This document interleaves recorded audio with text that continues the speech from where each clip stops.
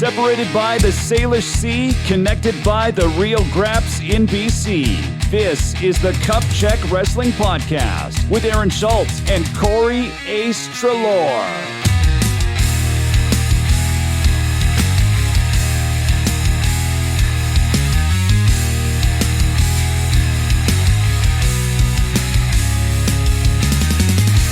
To paraphrase what Mike Tyson said ahead of his World Heavyweight Championship boxing bout with Evander Holyfield way back in the day, everyone's got a plan until they get punched in the mouth. And boy, Cup Check Wrestling with Aaron Schultz and Corey Ace Trelaw got punched in the mouth last week. Last week, we did a full recap of the AEW Revolution pay-per-view with a plan to revisit everything else that had transpired that week, later in the week. But Ace, we tried to figure out a day, and our schedules never aligned, and then what finally did align on Friday, you got the auto mechanic version of getting punched in the mouth, for lack of a better term. How's everything going in your neighborhood? Yeah, other than being down $600 for an alternator, pretty good. Pretty good, all Ooh. things considered. I think What I'd are you rather gonna get do? punched You in the know, mouth. I'd rather get punched in the mouth for realsies, I think, rather than losing 600. What happened there? well, it's tough. You know, it's maintenance. You know, it's funny. A buddy of mine, a friend of yours too, Brent, his father, used to always say that for every $1,000 you put into a car, you should get a year out of it. So let's say you put 2,000 in, technically you should get 2 more years. You buy it for $3,000, you should get at least 3 years. I think Nick needs to learn to adjust that for inflation, because oh man, it's getting crazy. But yeah, we kind of saw it coming. I think I always go in for stuff like that, like as long as it's not 1,000. And it wasn't. So I was actually happy about that, because in my head I'm always like, that's the threshold of like, that's crazy amount to pay. And then, you know, it's an '09. Brooke drives an '09 Yaris. So you're doing the math and you're like, well, if it's gonna cost $1,600 for this, when we could just buy another shit box for say like two, right? It's That's the even, thing. and that's a annoying There's not a conversation. shit box available for two anymore. No. Like, that's the thing. Yeah. Oh my My God. father used to drive we called them the $500 specials, where, you know, you'd buy a car for $500, it would last you, you know, a good 6-7 months, and then it would die, and then you'd just restart. But yeah, even those, I think again for inflation, you got to say the $2,000 specials, because it's crazy now, man. It's nuts. Oh my God. Because I'm trying to find like what the part costs. So like I had like a very expensive bill last year with my vehicle. So basically, the hatch lock on the trunk of my vehicle, I drive an an '04 Solara, so like it's it's like long discontinued. And there was one latch, like hatch lock, whatever you want to call it. There's one part left that the Toyota dealership here in Kamloops had to order out of Kentucky. It was either 600 or 900. I can't remember, but that was just for one part, one automatic part for your trunk. And it's just, well, it beats getting a new vehicle. It beats this resale market. It's just tough times out there. So I'm just happy that you have your vehicle taken care of. I'm happy Brooke has her vehicle taken care of. And hopefully... And what's the deal with gas prices right now? It's crazy. It's nuts. Boo, boo, boo. Tomato. We want Costanza. Boo. I digress. But yeah, no, hopefully we got enough. Well, hopefully we can get to just some preventative maintenance and just be driving smoothly from here on out. Like, I know I'm due for like a new set of tires this year. I'm due, I think a muffler next year. I need to go over the laundry list again, but there is always something, as we always say here on the Cup Check Wrestling podcast. But outside, we have a lot of lore to catch up on, too. I mean, it wasn't just all doom and gloom and automobiles for UAs. Your play wrapped up. Your play wrapped up production. You put a cherry on top of your production at Malaspina Theater on the VIU campus. How did everything wrap up? Were you satisfied with your play? Did you get over with the crowd? And did everything wrap up nice and neat in a perfect little ending?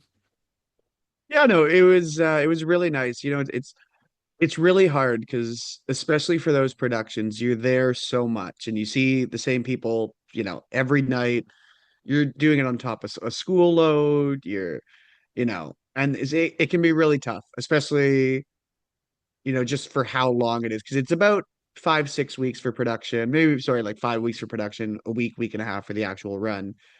But you are there all the time. And it's tough because you start thinking in ways of like, oh, once I have some free time, I'll do this. Once I have some, but it's tough because you don't want to wish that away and you really want to stay present. And that was something I tried to make sure, being like, hey, does it suck sometimes we're here till 10:30, doing notes and figuring stuff out? Sure. But at the same time, here I am now, which I knew was going to happen. Here I am now looking back, being like, man, I'm glad that I really try to make a conscious effort of not wishing that kind of stuff away because it does just like that. Um, as for the performance itself, I think you always sort of leave one of those things like wanting more, where, we joke about it and we joked about it for years with wrestling, but John Cena always was famously asked like what was his favorite match, and he would always say his next one. And I don't know, I kind of like that attitude where you're never really satisfied, because once you're satisfied, you're stagnant. Um, but I was really happy with how we wrapped this up. A really good group too. We had our cast party just yesterday, so the apartment was filled with a bunch of theater kids, and Was it a game that was of how good. many? Was it a game of how many kids can we fit in the apartment? You were able to get away with that in the big 2026? Yeah, we got to about 12, maybe 13. So nothing crazy. We definitely, the records from 2013, 2012, those definitely still stand because those were some filthy times. It's funny too. I always think about it, very off topic, but I always think about, now in the world we live in, you have to go downstairs to smoke weed, take a like we would smoke right in this place. And it's disgusting. It's wild. Like, I guess it's a little over 3 years for me quitting smoking now. But yeah, it's crazy to think of. Yeah, I don't know. I Some of remember those seeing apartment parties are pretty wild. the contrast since Brooke has moved in and you guys repainted the Oh, walls. After seeing, yeah. you don't really notice the smoke stains in the wall paint Oh. until the painting was done again. So, Well, and even what when I was was a kid, because again, no smoking rules. Like my dad used to always by the table there, sit and smoke, blow it out the window, right? And it's just that was respectful. Most people would just do it right inside. Um, but yeah, now it's crazy because it's just a different world. I don't know. Even being 30 now, or I'll be 31 in like a week too. Hmm. But even like being an adult now, I look back and I'm like, man, those are some filthy times. But the spirit is still alive. Because like I said, we had our rap party last night, and that was a lot of fun. We did a little karaoke and busted out the I've got a vinyl player Brooke got me for Christmas last year. So it's good. Went to your favorite establishment, the Palace, last night. So There we go. it had been a minute. Shout out to the people at the Palace. Yeah, It's no, not my it was palace. good, but busy, but good. It's not my palace anymore. It's, you know No, what I'm saying? God bless the palace. I mean, God bless the folks who work at the palace now.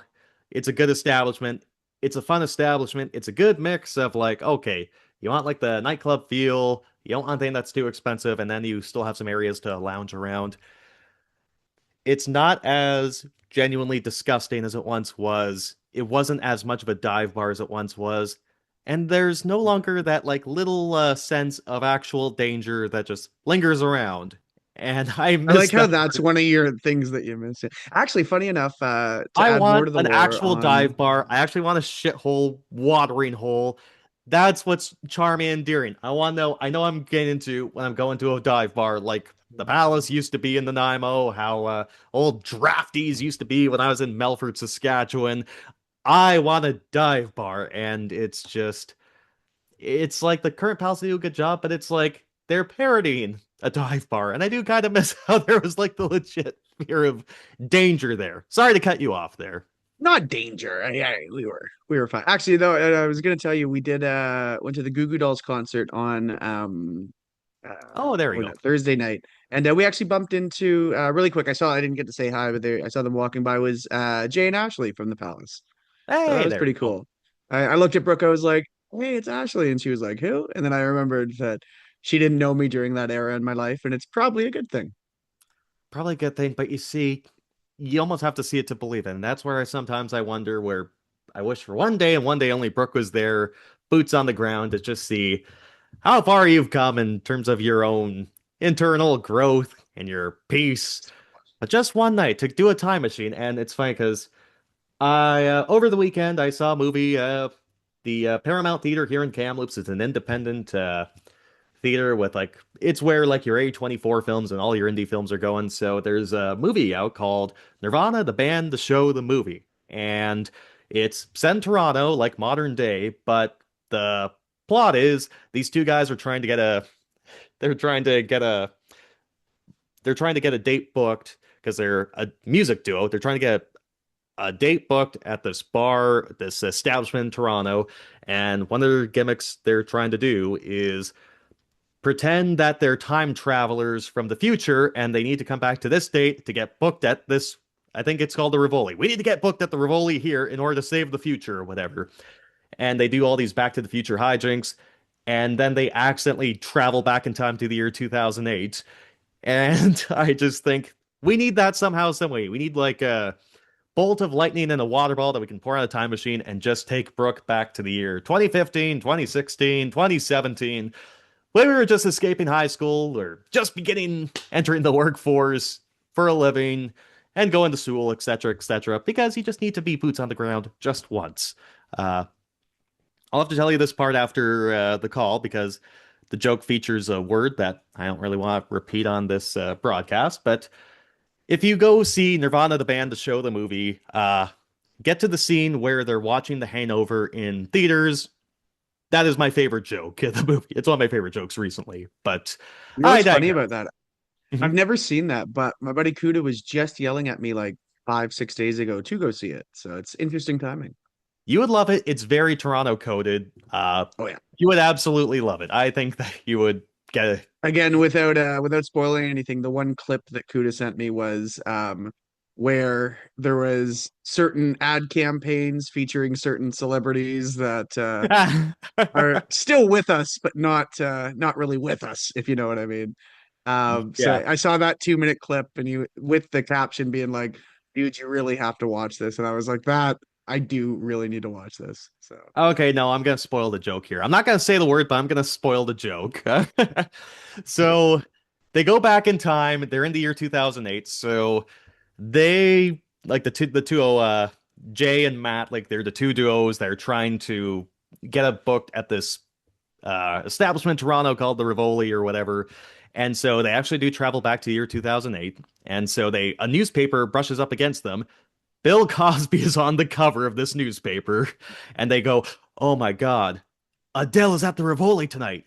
God, the Rivoli, it's just gotten so high class again. All these, it's harder to get a gig now." So one of the guys is trying to ditch his buddy to begin his solo career. He's like, "Hey, we haven't seen a movie in a while. Let's go see a movie." And they go to the theater across the street, and what's playing? The Hangover, Hellboy 2, Hancock. So the joke leads up. So at this point, they have no idea that they're back in the year 2008. And they're watching the scene where in the Hangover, and the one buddy is leaving the others, and the other guy is just watching the movie. It gets to the scene in the Hangover where the six-letter F word is said. Paging doctor, you know, I'm familiar. and Yes. Yeah. everyone in the theater is laughing at it like it's the first time they've ever seen it because it was. And then the guy in the crowd, the guy who's still in the theater, Matt, he's looking around like they're laughing like they've never seen it before. They have never seen it before. Jay, we are in 2008. And nothing else until paging doctor, blah, blah. And seeing everyone laugh at it like the first time they've seen it, that is what made them realize that they were in the year 2008. I've never seen that trope used like that before, so it killed me. I can't do it justice. You need to watch it. I just don't want to say that word, but it is it's a Yeah, fun that movie is with like fair. a heart-filled ending. You know what else is funny? Just kind of because the next thing I remember, there was a certain got milk advert with a certain canceled spokesperson, um, the Subway guy. So you know what I Yes, realized that's the though, one. being in university, I I forgot was about talking that. to a couple. I was talking to a couple of the kids at that are in my classes, And I didn't realize it, but like long enough has passed where like when I said like, oh yeah, the subway guy that was crazy, they had no clue who Jared Fogle was. Like Oh my no, God. I was like, really? Like, and it reminded me, I'm sure you'll get this, of the Bojack when he goes, nothing for Josh Radner? How soon we forget. It's crazy. Like, what do you mean? You know, like that was everywhere. Like It, it was it crazy, truly you know? was. You know what? That was even a punchline in a joke in Smiling Friends recently. And that's like, so it's not like he's completely gone from history. And like, oh my God, like Jared Fogle hits hard to us because like Jared Fogel's on like Raw every now and then. He was in a commercial with Huh. John Cena, and now Yeah, all the of a Gillette sudden, with the chairs, or was that the other canceled guy, Vince? Yeah, more meat, less fill. That was it. Yeah. yeah, that Um, was it. yeah, it's weird how soon we forget. Even another story. I was at work the other day, and with one of the kids I work with, we were waiting for a cab to take us to, I think it was the market or whatever. Anyways, long story short, the taxi showed up, and so what do I say? But cabs are here, and nobody got it. And I mean, he is 13 to be fair, but like, like that was everywhere. That was everywhere, man. Like, We're getting old, and death is imminent. And yeah, no, we just have to realize that sometimes, like, the stuff that we knew in our youth just did not carry on. And we have to either sneak these jokes into modern day society, and then it's a mix of them needing to research the sacred texts of Jersey Shore and the Hanover. And Jared Fogle, actually, no, you don't need to do that. 1,000 years from now, just some, scientist looking at a Pauly D DJ set and playing Yep. And then, LMFAO. and then also we need to keep up to date with the current jokes as well. So there's a lot we need to do. Yeah. So outside of the movie, outside of going to a hockey game with the cousin over the last weekend, and outside of doing some running training during the week, it hasn't been too busy over in my hood. Last weekend was great because this is a wrestling podcast after all. Boots on the ground, notes and all, full report with a Cup Check Wrestling exclusive shoved in between. Schultze, Aaron Schultz, boots on the ground, Thrash Wrestling at Moccasin Square Garden in Kamloops, onto the Kamloops Reserve. Was able to bring two friends from workout. One is a WWE fan, mostly casual now. The other one never went to a pro wrestling show in their lives. Both want to go back whenever Thrash is in Kamloops again. And we Ace, I think it's the power of Cup Check, it's the power of us, and how open we are as wrestling fans. We're like a sickness. We're spreading. We're infesting the world with our sicko pro wrestling real grab Whether you mind. like it or not. This is the new world order. Jesse Ventura is gonna come take us down, but I digress. So yeah, no, got a little bit of lore from Thrash Wrestling. Did take some notes. I figured like weekend lore into Thrash Wrestling is probably the most efficient way to kind of sneak into our independent Could be the segment. move. Separated by the Salish Sea, connected by the real graps of BC. I we always kind of joke. We always send this picture whenever we're going to a show. There's an old picture of Dave Meltzer from the Wrestling Observer newsletter. It was a pro wrestling gorilla show like in the early 2000s. I think Ricochet's taking a bump onto like thumbtacks or something. I can't remember the exact spot, but it shows the entire crowd going insane while Dave Meltzer holding his notebook and holding his pen, just taking notes as he's watching. I didn't get to My that guy was locked in. portion. He was locked in. I was not that locked in. I was, I don't know, it's just a little bit short there. If I Locked have into the the pythons, concession stands. oh, Locked you into those see, $5 beers. not even then. Well, I got something about $5 beers. Well, I have something about beers in general. I'll get to this. So first of all, our boy Jason Fooey, he's on vacation, so he was not manning the concession, so I did not get a great bucket of his popcorn, unfortunately. But here's the thing about Moccasin Square Garden. It's on the Kamloops Reserve here in Kamloops. It is a dry venue, so there's Oh, no alcoholic sales whatsoever, no smoking on the premises. However, this group of people was like the true main event to me. So someone in our age, it was like a bunch of folks like I want to say from between mid 20s to their mid 30s, One of them had their birthday party end at Thrash Wrestling in Kamloops, and they were sitting, this group was sitting next to us. I'm asking one fine lady, a part of the group, like, how did you guys end up here? Because at first, like, how do I describe? If you've never been to Moccasin Square Gardens, it's basically a gymnasium with like 3 rows of bleachers around the place, with a stage on one side, like a performance stage that you see at a recreation center. So we're mostly by ourselves in our little corner of the bleachers, and then this big group comes, and then one of them says, "Hi, sorry, sorry, sorry," and the girl whose birthday was, "I'm kind of drunk. I'm sorry. I'm sorry." I'm asking, how to another person, how did this all come to be? And she said, "We began the day up at Sun Peaks, skiing, snowboarding, getting wasted, made the trip down to Kamloops, went to Bright Eye Brewing to continue the train. The Kamloops Film Festival was going on, so they saw a movie, and they decided, with all the substances in their system, to end the day at Thrash Wrestling in Kamloops at a As one drive does. venue." So, and at the end of it all, I think they had a good time because, well, Thrash Wrestling does this gimmick where if it's your birthday and you go to a Thrash Wrestling show and they learn it's your birthday, it's mostly for kids. They will welcome you into the ring and the entire crowd will sing happy birthday to you. And then the kid gets to pose on one of the turnbuckles, basically. They get an aura farm for a little bit.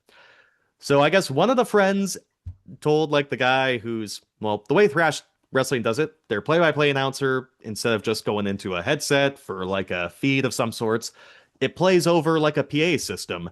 So I guess they go to this guy and say, "Hey, it's her birthday, it's her birthday," and then invites her in. Even though she has a big happy birthday or birthday girl button, she did not see this coming. She looked frustrated, Well, you like, know what? Give it away. Yeah. "You fucking pricks, like making me the center of attention."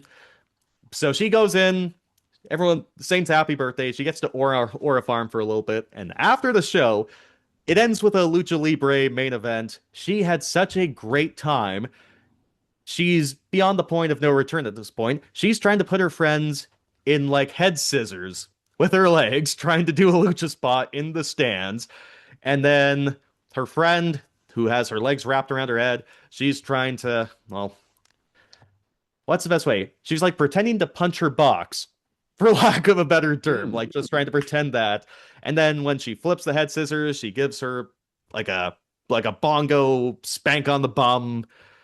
These this group of people had more fun than me and my group did, and I think our group had a fun time. So By it a shows country mile. Yeah. by a country mile. It was even close. Like they were on a high as Sun Peaks, at the top of the Alpine at Sun Peaks. That's how high on life, high on wrestling these The people. bongo butt slap is the ultimate, like, we are just taking the piss move. I gotta say, Oh, like, out of anything you could have done, getting back to your hangover analogy earlier with that is the one thing I think that just to ultimately say that, like, we are here to take the piss, we are here to fuck around. Nothing does that like a bongo butt slap. it used to be the like you put your buddy in a noogie and like mess up their hair a little bit. Nope, the bongo butt slap is just next level because how 50s do are you over, old man. how do you even end up in a bongo butt slap position is beyond me. So if you're even getting to that point, you're already past the point of no return. And There's been then some silly boogers to get there. Yeah. precisely. So they had a great time, and I thought we had a great time. So it just shows Thrash Wrestling and my coworker who goes to these shows all the time, Will, shout to Will, Ace, he listens to this podcast as religiously as Busted Open with Bully Ray and Tommy Dreamer and all those guys. So Not that's bad. how much we have in common with Busted Open there. But he goes to these Thrash Wrestling shows all the time. And before I went to the show in January, he said, like, yeah, usually like maybe about 100, 150 or so would be the norm. So January, I want to say just on the eye test, it was probably like 200 to 250 for January. He said, yeah, no, this is like a great crowd for them. And then I was told, yeah, ticket sales are kind of like trending toward a similar direction for the show we just went to. And yeah, there's like maybe, I want to say 250 to 300. Like this place was packed again. And I was told like Thrash will maybe appear quarterly in Kamloops. And here's a Cup Check Wrestling exclusive. They're coming back to Kamloops May 1st. I think it's a Friday. So we're getting to the 5th month of 2026, and we're going to be having 3 shows here in Kamloops. Thrash must be pretty pleased with the territory. The territory's going hot, brother. And we have a show in Salmon Arm up until then. We have a show, I think, in Logan Lake the day afterwards, just a little bit southwest of Kamloops. So you know what? The regions, the territory is hot, for lack of a better term. And look at the crowd, a mix of dates, a mix of families. Yeah, Thrash Wrestling, the word to mouth is starting to spread that it's a pretty good time whenever they pop up. I don't know if it'll be right back at the Moccasin Square Garden on the Kamloops Reserve, but one would imagine. So, yeah, it's a fire. If And you're out now in too, I was gonna say we also know what we're doing for your Dirty 30. So that's oh, always a no. positive.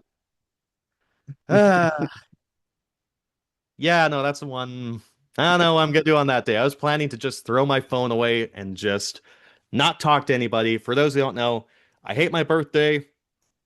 It's not a work, it's a shoot. Hate my birthday, don't want acknowledged in any way, shape, or form whatsoever. Will go to great lengths to try and avoid it.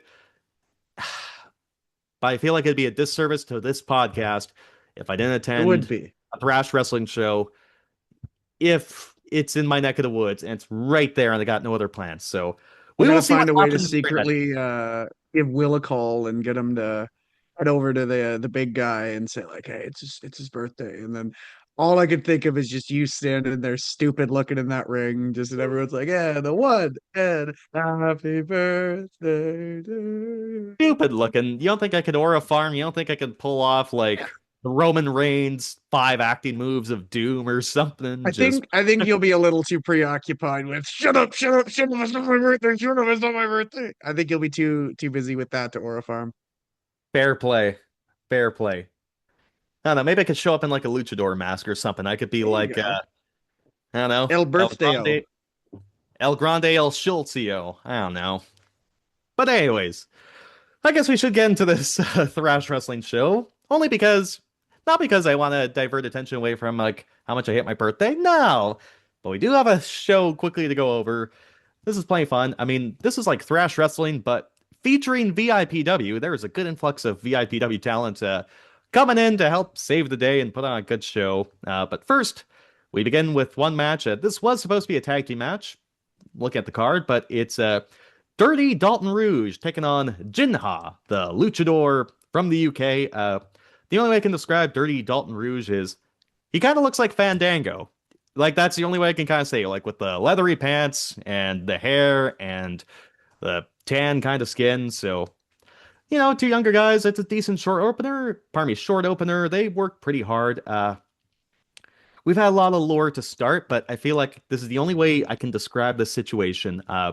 Ace, you can attest this. There was one time we were visiting our friend's place. They had a back patio, and by back patio, it's like a concrete concourse kind of area, like outside their door. They were in the basement suite at the time. And so I'm in a chair, like a regular old Joe Blow lawn chair, and we were well served. We were like the crowd at Thrash Wrestling next to me. That's how much of a point of no return we were at. You grabbed Well the bottom of served my is chair. crazy. Pardon me? I said well served is a crazy way to describe it, but I love it. Trademark, patent pending. I don't know. Yeah. But anyway, so you grab like the foot of my chair and you I think that you're just being like a piece of shit, just like, I'm gonna fucking throw you back. I thought, oh yeah, he's gonna throw me back. And then you whisper so no one else could hear you, tuck your head. And I was like, ah fuck. He's following through with this. And so like I put my chin into my chest, I tuck my head, and then you throw me from behind, and I just land flat back right onto the concrete. I was fine. I wouldn't want to do that now, but basically, you told me to tuck your head. So at Thrash Wrestling here, they basically had an employee who was a tuck your head guy, as in anytime someone would do a dive to the outside and there was a chance that you would be in the splash zone if you were on the floor at Thrash Wrestling and you could potentially get a flying wrestler right to your face, there was a guy who would just say, tuck your head. But not that, but like, get out of the way. They're doing a dive and this one's going to hurt you for realsies. It was like trying to be like Moses parting the Red Sea of these folks on the floor. So They did this like 2 times where the crowd had to move, and then they went back to their respective seats after the dive was complete. So Dirty Dalton Rouge hits an Oihara moonsault to the outside gym floor. There's no padding. It's just you're standing up, you're doing a moonsault, and then you're landing on your feet right on the gym floor. These times look painful. I mean, not even a No little matter bit how of you look at padding. it, you know it has to suck. Yeah. Oh, God, yeah. I know I hear the same trope in New Japan Pro Wrestling. Those mats are not there to save the wrestlers from the concrete. They're meant to preserve the concrete floor from the wrestlers coming down. But not even a little bit of padding here, just right to the gym floor. But I digress. Jinha is looking for the arm breaker, similar to what Penta does on Monday Night Raw.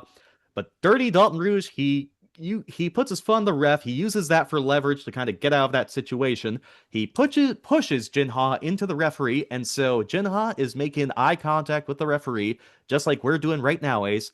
And then from behind, Dirty Dalton Rouge kicks him right in the balls. As the guy he's kicking in the balls is making eye contact with the referee. This referee fucking sucked this match. This is just They absolutely always absurd. do. Ah. So afterwards, Jinha hits a Canadian Destroyer for the win. Pretty good opener. They tried hard, but this would not be the first time that the referee would just appear incompetent on this show. So, following up, we got a feature from VIPW. Dash Dauntless is in to replace the Vixen Jade to take on Danica Della Rouge. So, our friend of the show, Kama, says that, to my knowledge, Dash has not really worked as a heel previously. I think she's working as a heel during this tour of Thrash Wrestling, but how you say, Danica is about twice the size of Dash. So at first, Danica is just squashing Dash Dauntless here with a couple of splashes. She eventually hits like a Tiger Feint Kick, aka the 619. So that was a pretty cool visual. Dash, so here's the thing. Dash is like half the size of Danica, so her overpowering Danica would look kind of silly, but she's still got the suspenders on, even though the suspenders, in my opinion, I don't want to boo someone in suspenders, It's kind of cartoony, it's kind of fun. But credit to Dash, she's using the suspenders to choke out her opponent. And so That's that's how dastardly. Yeah. she's dastardly, this Dash That Dawn. wait, no, no, no. He's dastardly. Ooh, Not bad. Bad, not bad. too bad. You and Brian Griffin are just like I'm just saying. I got yeah. What can I say? What can I say? ah, Even going back to your tuck your head guy, there was something I forgot to mention that just popped to mind here. You can call Corey Ace Trelaw a lot of things in this life. An unsafe worker is not one of them. no, absolutely. You take care of your opponents when doing risky spots. And honestly, I don't want to compare you to Brian Griffin. That was mean of me. I That like was that. very yeah. I was gonna say. Although my liberal arts degree may not be helping my case. So I don't know. You actually read books though, unlike old Brian Griffin here. that's a good yeah. It's not quite as performative as Fair play. All right, so Dash is using her suspenders to choke Danica, and so I have seen Dash Dauntless 2 times over the years at the VIPW WrestleFest shows. So she's part of a tag team with Garth Wayne, Suspender Disbelief, and so I shout, "Come on, great pun Dash! by the way. Suspend your disbelief!" Oh, fantastic! And that it was so great. Everyone on my side of the building laughed because they have no idea about VIPW lore. So it's very much like the joke in the Hangover, the first time that they were hearing of it. I'm like, yeah, there we go. We get to bring up the Hangover a lot this podcast. I love it. Quite frankly good. It is a timeless classic. We need to find a time to just bring up Superbad one of these Right. Oh, episodes. that'll be a whole episode on its own, though. Yeah. Okay, where do I even start? So Dash is doing it. She's using these dastardly tactics. She's like grinding Danica's face into the top rope. I would say if I had to have a match with anyone right now, like say if I don't go training with anyone and I was asked to have a match, it may be with Dash because I know she would not hurt me. How do I say? Like say with some strikes, like when The Miz is doing a strike on SmackDown or so, and it's the softest shit you've ever seen. It's like between a Jerry Lawler, Scott Hall tier, efficient looking strike, and The Miz. Dash is like kind of like in the middle there. It's like, okay, it's fake, but you know what? It doesn't look as bad as The Miz in my opinion, and I know that's not actually going to hit me because Dash is It's doing like crazy. forearms and kicks and everything. Looking back, Lawler could throw hands. I'm just thinking of it now, and like he had some good worked punches. Absolutely. Like I think only Big Boom AJ without that's not me taking the piss. I think he's the only one who could rival Jerry Lawler now with worked There's no Shane punches. McMahon, but yeah. No, oh Jesus, no, no. Would never work with Shane McMahon. Dash here, I mean, Dash is like the opposite of old Shane McMahon here in terms of like throwing strikes and knowing that they're not going to hurt you. So you know what? If I have to do a match, I don't want to be hurt. So credit to Dash for protecting your opponent here in this one. So Dash is using the suspenders again amid a rear naked choke. So, you know, it's kind of similar like to the finish where MJF and CM Punk and AEW back in the day, where MJF has his wrist tape undone and then he wraps around CM Punk's neck, but he hides underneath the rear naked choke. So he's actually choking him, but it doesn't look like that. So that's what Dash is doing here with the suspenders. Gets caught, so can't do that anymore. And so it's near the end. So Dash, of course, hasn't worked heel too often, to the best of my knowledge. So they save it for the very end where she gets to do her babyface spots, tilt-a-whirl leg sweep, and she gets to go in for a cradle for a near fall. She gets a tilt-a-whirl DDT as well. Dash goes for a kick, but basically she gets caught. Danica catches her, like has her arm like between her legs, like gets her for a pump handle, but then puts her in a torture rack. Hits like a, hits like a. It's basically she has her like in a torture rack and then a spin out cutter, and that's the finish. So they worked hard, and I think I that's don't know. Good Nikki's job. finisher too, Bella, the TKO, isn't that? Yeah, I believe Or- so. Yeah, yeah. TKO. Yeah, that's a good way to say it. No, appreciate that. It's sometimes a little too broken down with my verbiage or my description of moves, so I do appreciate that. TKO is basically what you did here, and I gotta I say think for Test because I used to think rip it like on ECW too. I believe Pretty so. sure. Yes, yes. Yeah. Yeah, so basically, I think Dash here was like announced to fill in. I think it was on the Monday leading up to this show, so like under a week to go. Did a very good job filling in, and I gotta say, I'm going back to WrestleFest 2 here last year. So Dash and Garth Wayne used to be part of the Suspender Disbelief tag team. I guess they had broken up over the year. They had their blow off match at WrestleMania 2, and poor Dash, Garth Wayne just beat her and beat her and beat her and beat her and beat her and just won so convincingly. I'm like, this poor Dash just cannot shine really on this show. But she was able to shine here at the very end. Did a good job to There fill in you as a go. heel. So two big thumbs up to Dash Dauntless. Go to the merch table, say hi if you see her at a VIPW show. Did a very good job here. Speaking of VIPW, we got two VIPW known talents for the price of one here. It's a no disqualification three-way match. BJ Laredo, the governor of VIPW. It was originally supposed to be Draco, who is known in VIPW now, but has spent a lot of time in Thrash. Draco's taken on Sydney Steele. This was supposed to be a one-on-one match. BJ Laredo gets announced within the last week.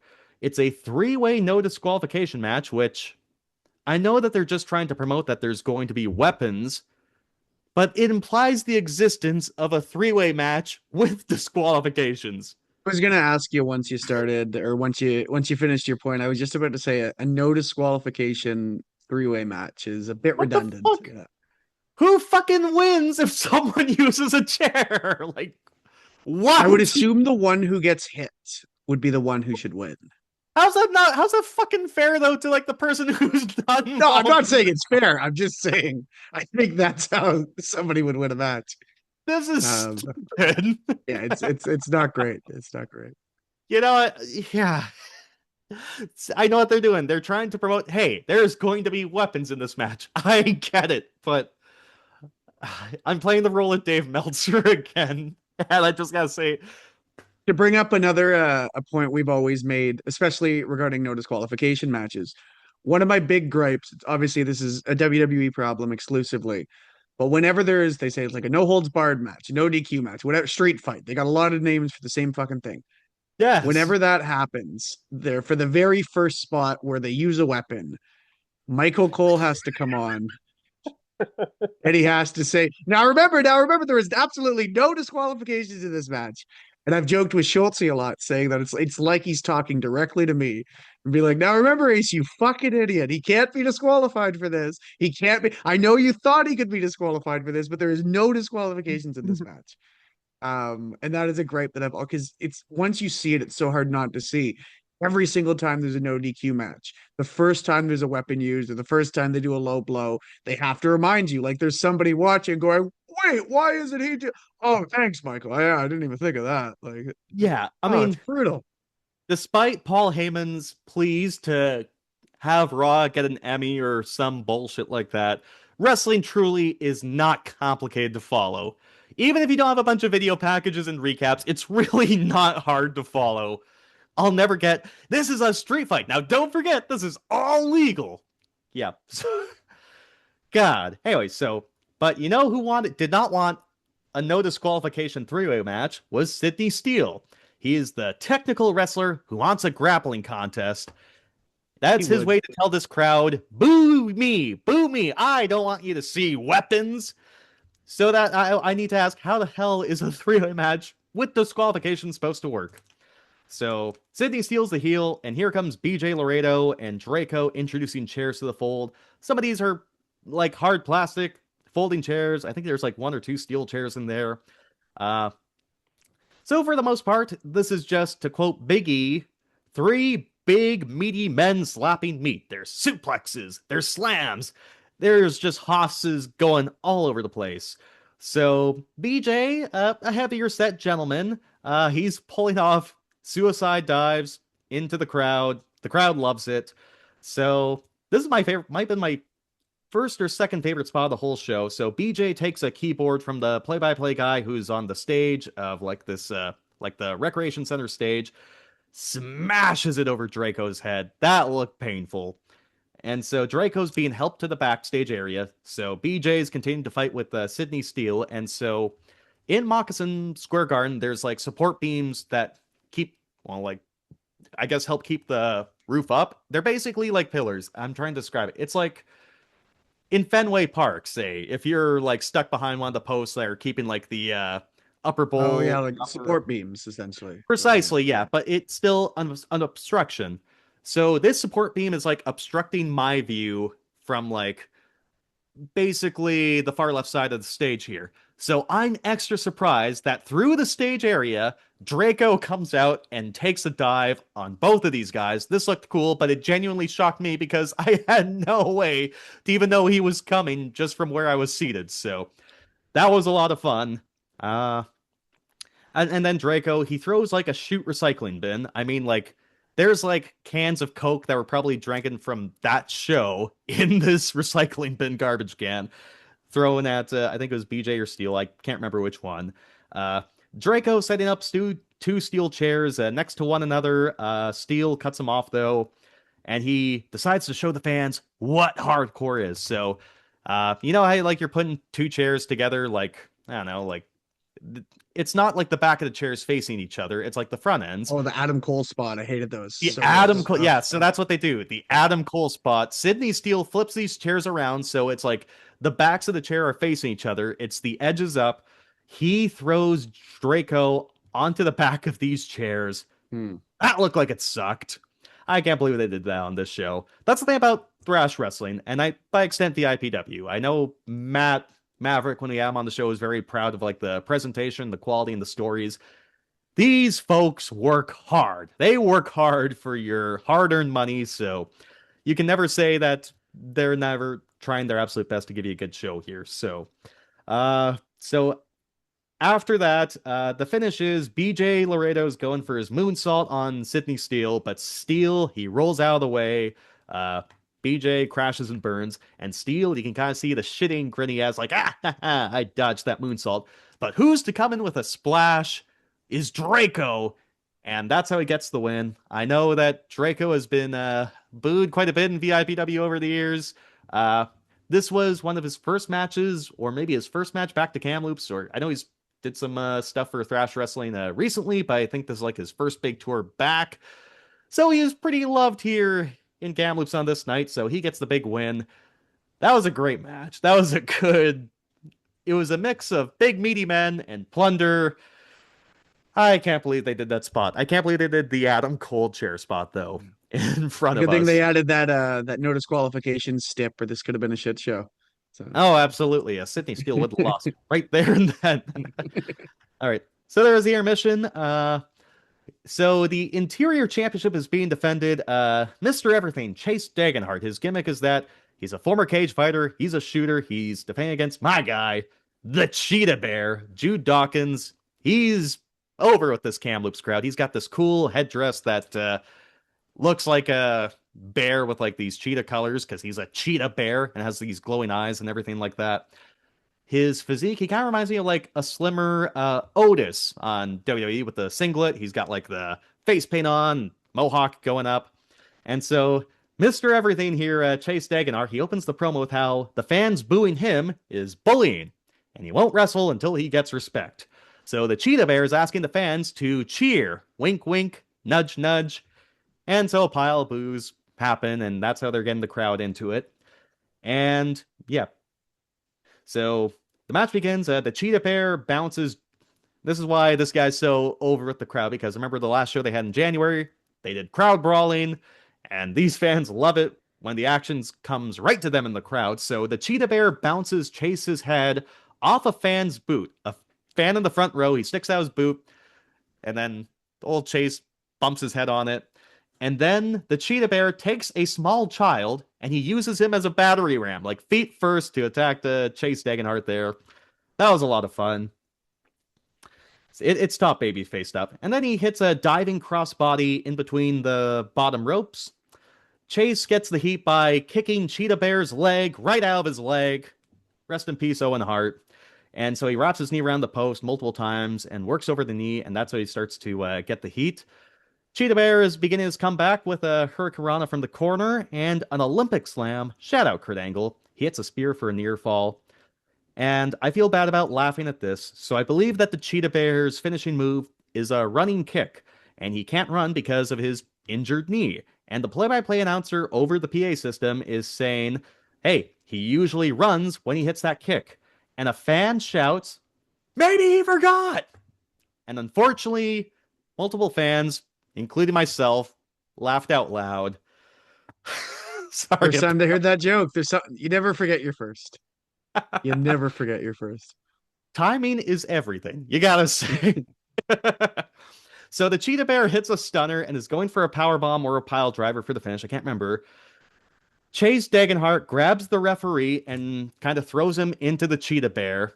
These refs fucking suck this night. Not that they're doing a bad job, but in character, these refs are doing a fucking horrible job. And Chase That's most Dagenhart... refs, to be fair. True, I know, but like, man, we need more like Aubrey Edwards of the world out there. You know, we need like refs who are like competent. We need, just to freshen up a little bit. I don't know. Shout out to I love a good dumb ref. Though. I don't know. I know, but we saw two dumb refs on this show. I don't know, but that's just me. We need a Herb Dean or someone. Yeah. I loved Herb Dean. He was sick. Oh god, no. Yeah, no. This guy was like a modern day Steve Mazzagatti if we're throwing out UFC references. Jiminy freaking Christmas. So the reason I didn't like this is because Chase grabs a ref and he throws him into the Cheetah Bear. He locks in the Cheetah Bear with a knee bar for the win. Cheetah Bear gives up like John Cena. I hated this because these two men did a great job, and the psychology was great because, Chase Dagenhart's working over the knee the entire match and wins with a knee bar. That is a good story.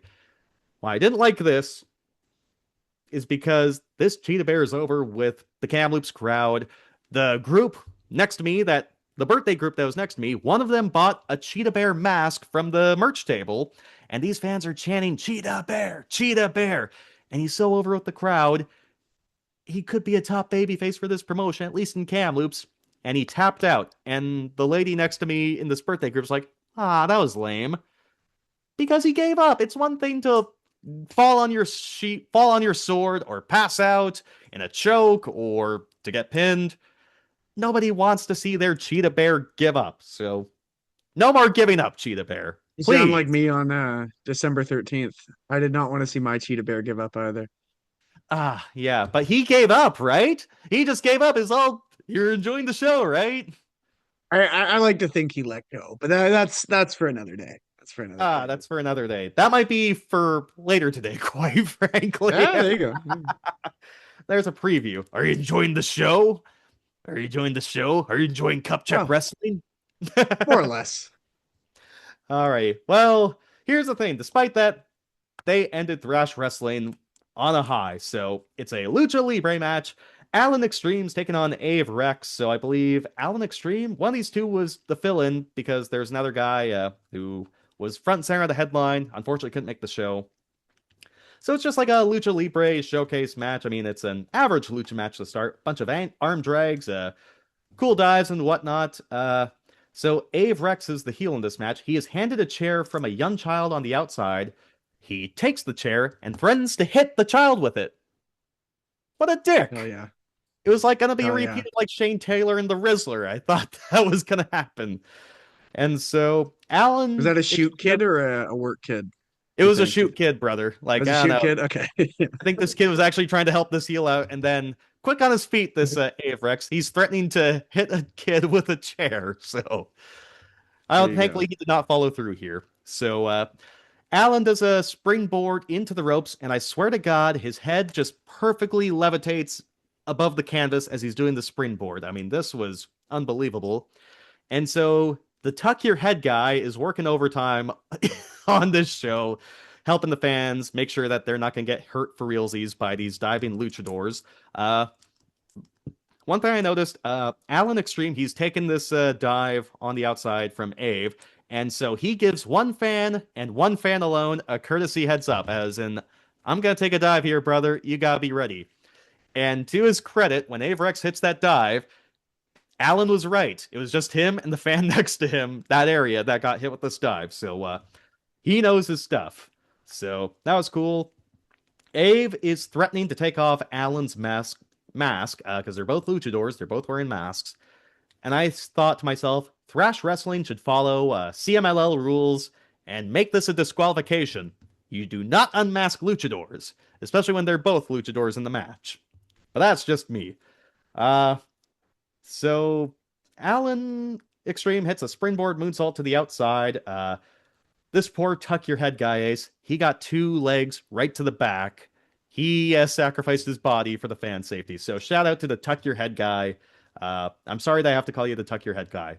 But the finish, how do I describe the finish? It was great. It was kind of funny in the same time. So they're trying to set up the finish. Ave Rex is on the top rope. Alan Extreme is on the outside. I thought that they were trying to like maybe do a Spanish fly from the top.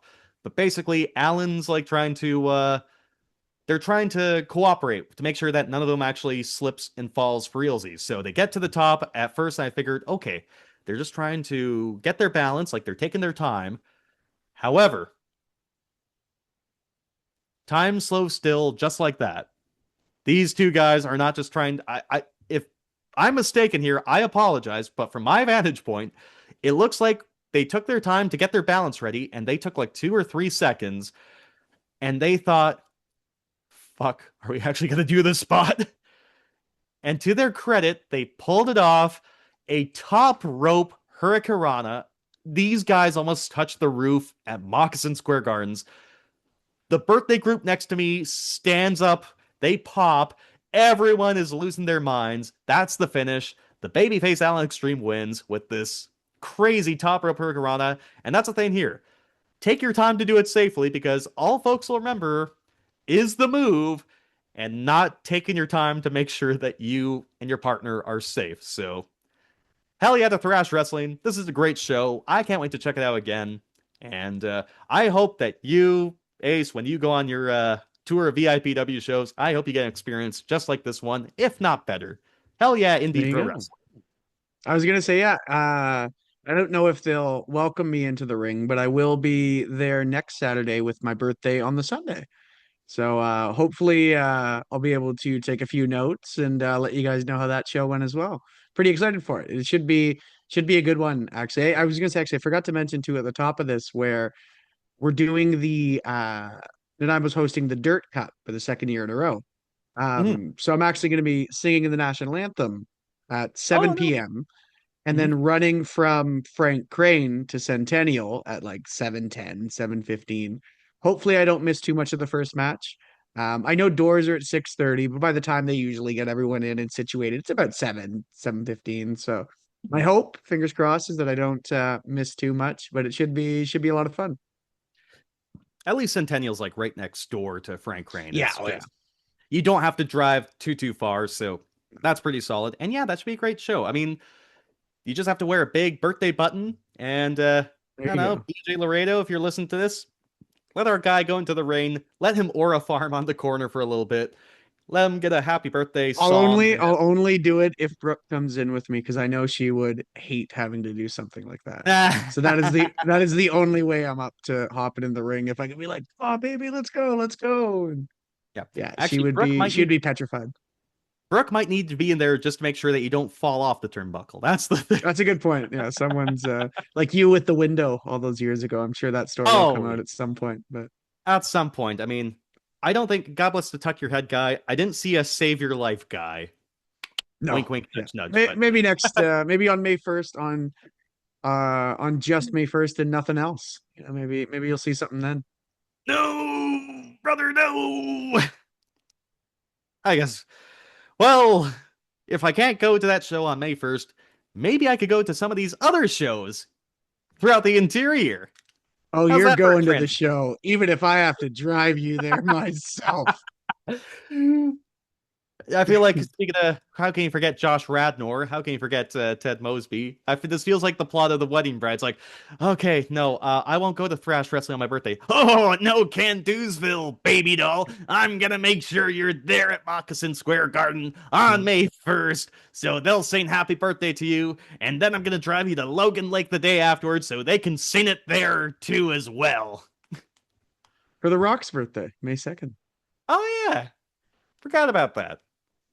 I mean, man, maybe I would like my birthday a little better if I could share it with The Rock If you because should, yeah, maybe, I could be instead of forgotten. some other loser that's also on May 1st, right? Fuck that Yeah, guy. you fucking get it. You get it. You understand the assignment. Actually, I always laugh at this. I remember one time on my birthday, that was the day where Osama bin Laden was killed, and That's right. Yeah. in Wow. Yeah. 2011, John Cena grabbed the microphone.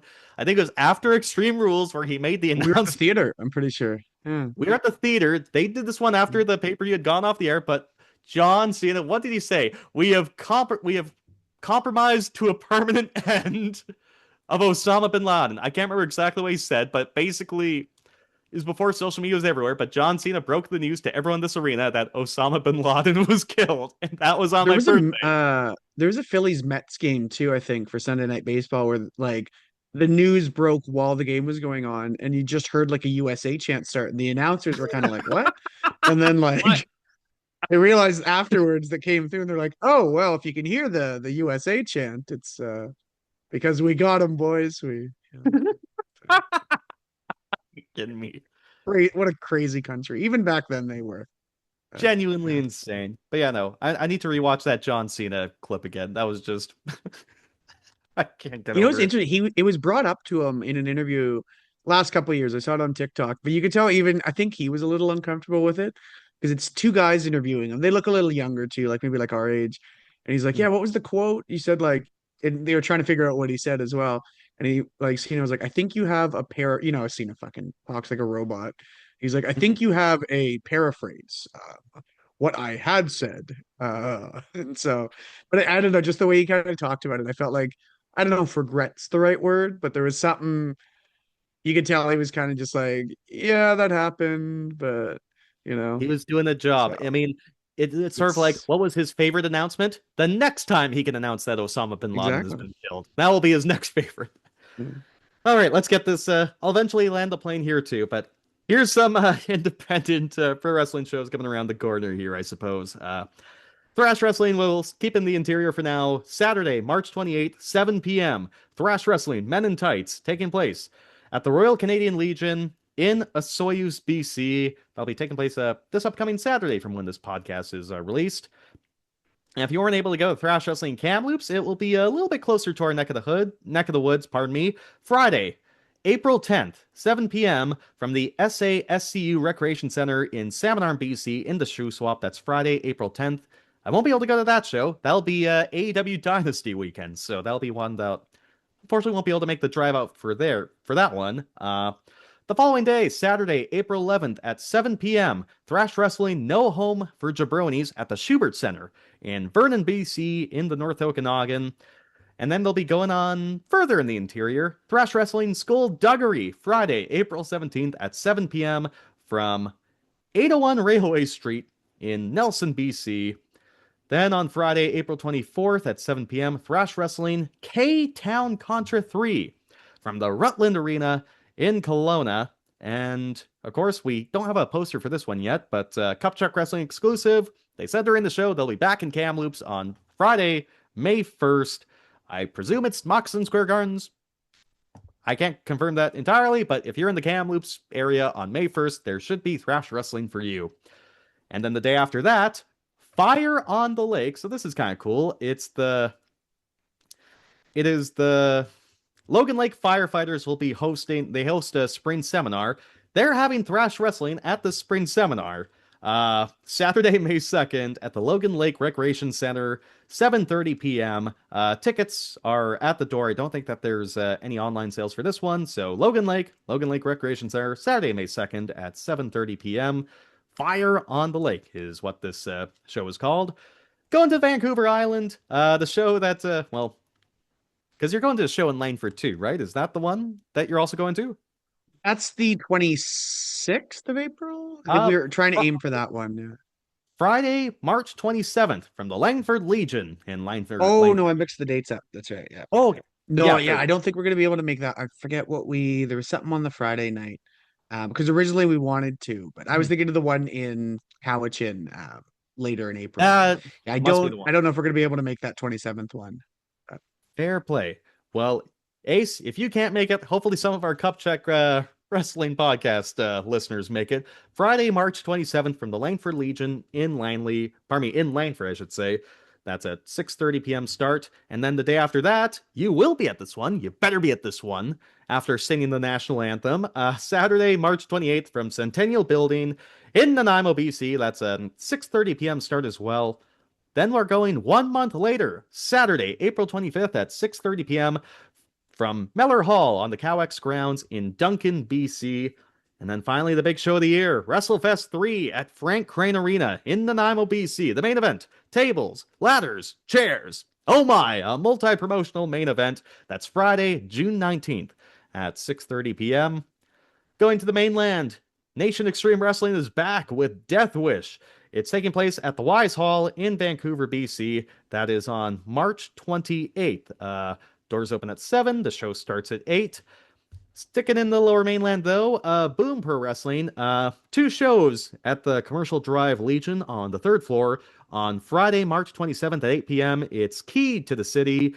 And then on Saturday, March 28th, it's the Coco Harriet Invitational. It's the annual all-female card for Boom Pro Wrestling. Should be a good time. Actually, that one is sold out, so only tickets for Keys to the City are still available, but the all-women's show, the Coco Harriet Invitational, that's sold out. But what isn't sold out is Boom Pro Wrestling in Powell River. They're coming to the Sunshine Coast at the Dwight Hall in Powell River, Saturday, April 4th at 8 p.m. Doors open at 7, bell time is at 8. There's still tickets for that. And then there's Kids League Night 7, Saturday, April 11th at 8 p.m. from St. James Community Square in Vancouver, taking place during AEW Dynasty weekend. A little bit further down the road, Big West Wrestling Slash and Burn, taking place Saturday, May 16th at 6:30 p.m. from Sullivan's Community Association in Vernon, BC. And then we have we'll go back to Vancouver Island because these are some shows that I'm thankfully, with us doing the Cup Check Wrestling podcast, my algorithm on Facebook and Twitter and Instagram are giving me shows from promotions that I wasn't aware existed. So there's still some more professional wrestling across Vancouver Island. Saturday, March 28th, Saturday Night Special, 365 Slam, taking place in Victoria, BC at the First Met Hall, Saturday, March 28th at 6:30 p.m., and then King of the Island taking place on May 9th at 6:30 p.m. at Met Hall in Victoria, BC. That's on May 9th. Going up north, Primetime Wrestling will be coming back to Prince George at the Civic Center Friday, May 15th at 5:45 p.m., and then Saturday, May 16th at 5:45 p.m. as well. Going to the mainland, this is Apex Wrestling Armageddon taking place Friday, April 3rd at 7 p.m. from the Hastings Racecourse and Casino.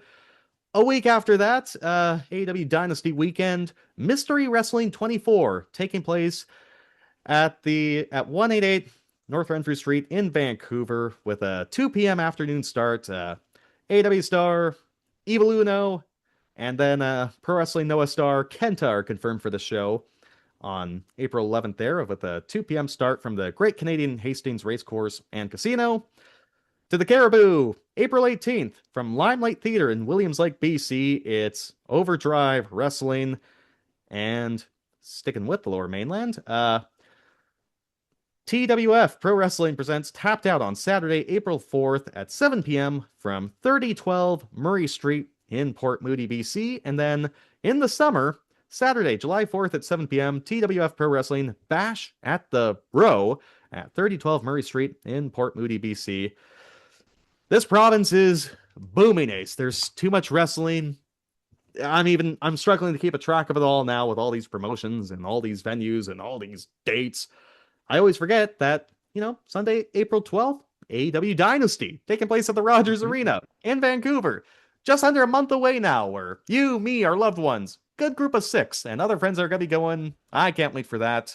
And just want to make a quick little note of this. According to our pals at WrestleTix, which keeps a look at how ticket sales are doing just for various shows in WWE, AEW, all over the world. So an update today, Dynasty has distributed 6,660 tickets. So that means for the second time, AEW has outdrawn WCW New Blood Rising 2000 in Vancouver. Take that, Eric Bischoff. AEW 2, WCW 0. I don't know. Or WCW. Poor WCW. I want. To be fair, they haven't had a lot of second. You know what's crazy though, when you think of the context of the time, like how many more people were watching wrestling at that point. Not to mention too, like even when you look at it, like obviously inflation's one thing, but like with us being in a bit of a new boom period and just events in general costing more, even without inflation, just everything's an experience now. It is pretty crazy to think that like it was that hard to draw a bunch of 18 to 30 or 4-year-old alcoholics in 2000, right? For a wrestling show, God. I think the way the story has gone, and this is like, from what I understand from reading The Death of WCW by Brian Alvarez and R.D. Reynolds, great read. The first count was like 5,000 or something like that, 5,000 or 6,000 for the advance, and then as soon as they started announcing matches, that's when ticket sales dried up and came to a complete halt. They had to give away a bunch of tickets. I think the crowd is like 6,600 or so that was the tickets distributed, but like right. A lot of the folks who got comp tickets did not show up. And we talk about WCW was in the year 2000, one of the worst years promotions ever had. New Blood Rising, and quite frankly, their stops through BC, because they had Nitro the following Monday in Kelowna. They had WCW Thunder at the Sandman Center, the former Riverside Coliseum here in Kamloops, where Mean Gene Okerlund wore a Kamloops Blazers jersey in this match with Mark Madden. Those are some of the worst shows of WCW 2000. On New Blood Rising, the pay-per-view alone, that was like the show where they cut their production budget big time. It was the Canadian Rules match, the infamous Canadian Rules match, where Lance Storm defended the U.S. Championship against Mike Awesome, and it was were one of our favorite matches in terms of just lore and just how stupid a business this can be. It was the infamous three-way match with Goldberg, Kevin Nash, and Scott Steiner, where Bill Goldberg went against the script and did not take the jackknife powerbomb from Kevin Nash, cussed out Vince Russo on his walk back to the stage, and then the commentary team said, Goldberg's not compromised, not cooperating. What are Kevin Nash and Scott Steiner supposed to do? Improvise a finish? So that was the same show. If only there was no DQs in that match, I think it would have been a lot better. Oh, way Yeah, better. They it's could have oh used man, BJ Laredo doing the yeah, moonsault or two. To be 100%, fair though, 100%. Scott Steiner worked his tail off. That match sucked, but because of all the reasons mentioned, but Scott Steiner at the very least worked his tail off. Yeah, no. So, congrats AEW surpassing New Blood Rising in attendance again. They need to open up that upper bowl sooner rather than later, Ace. Jiminy Christmas. It's time. I was like looking like some folks are disappointed by the attendance, and I don't want to linger on attendance figures too much, but like if you're not taking advantage of like those me plus three or those deals that you see on Ticketmaster, like me plus three, so it's like cheaper.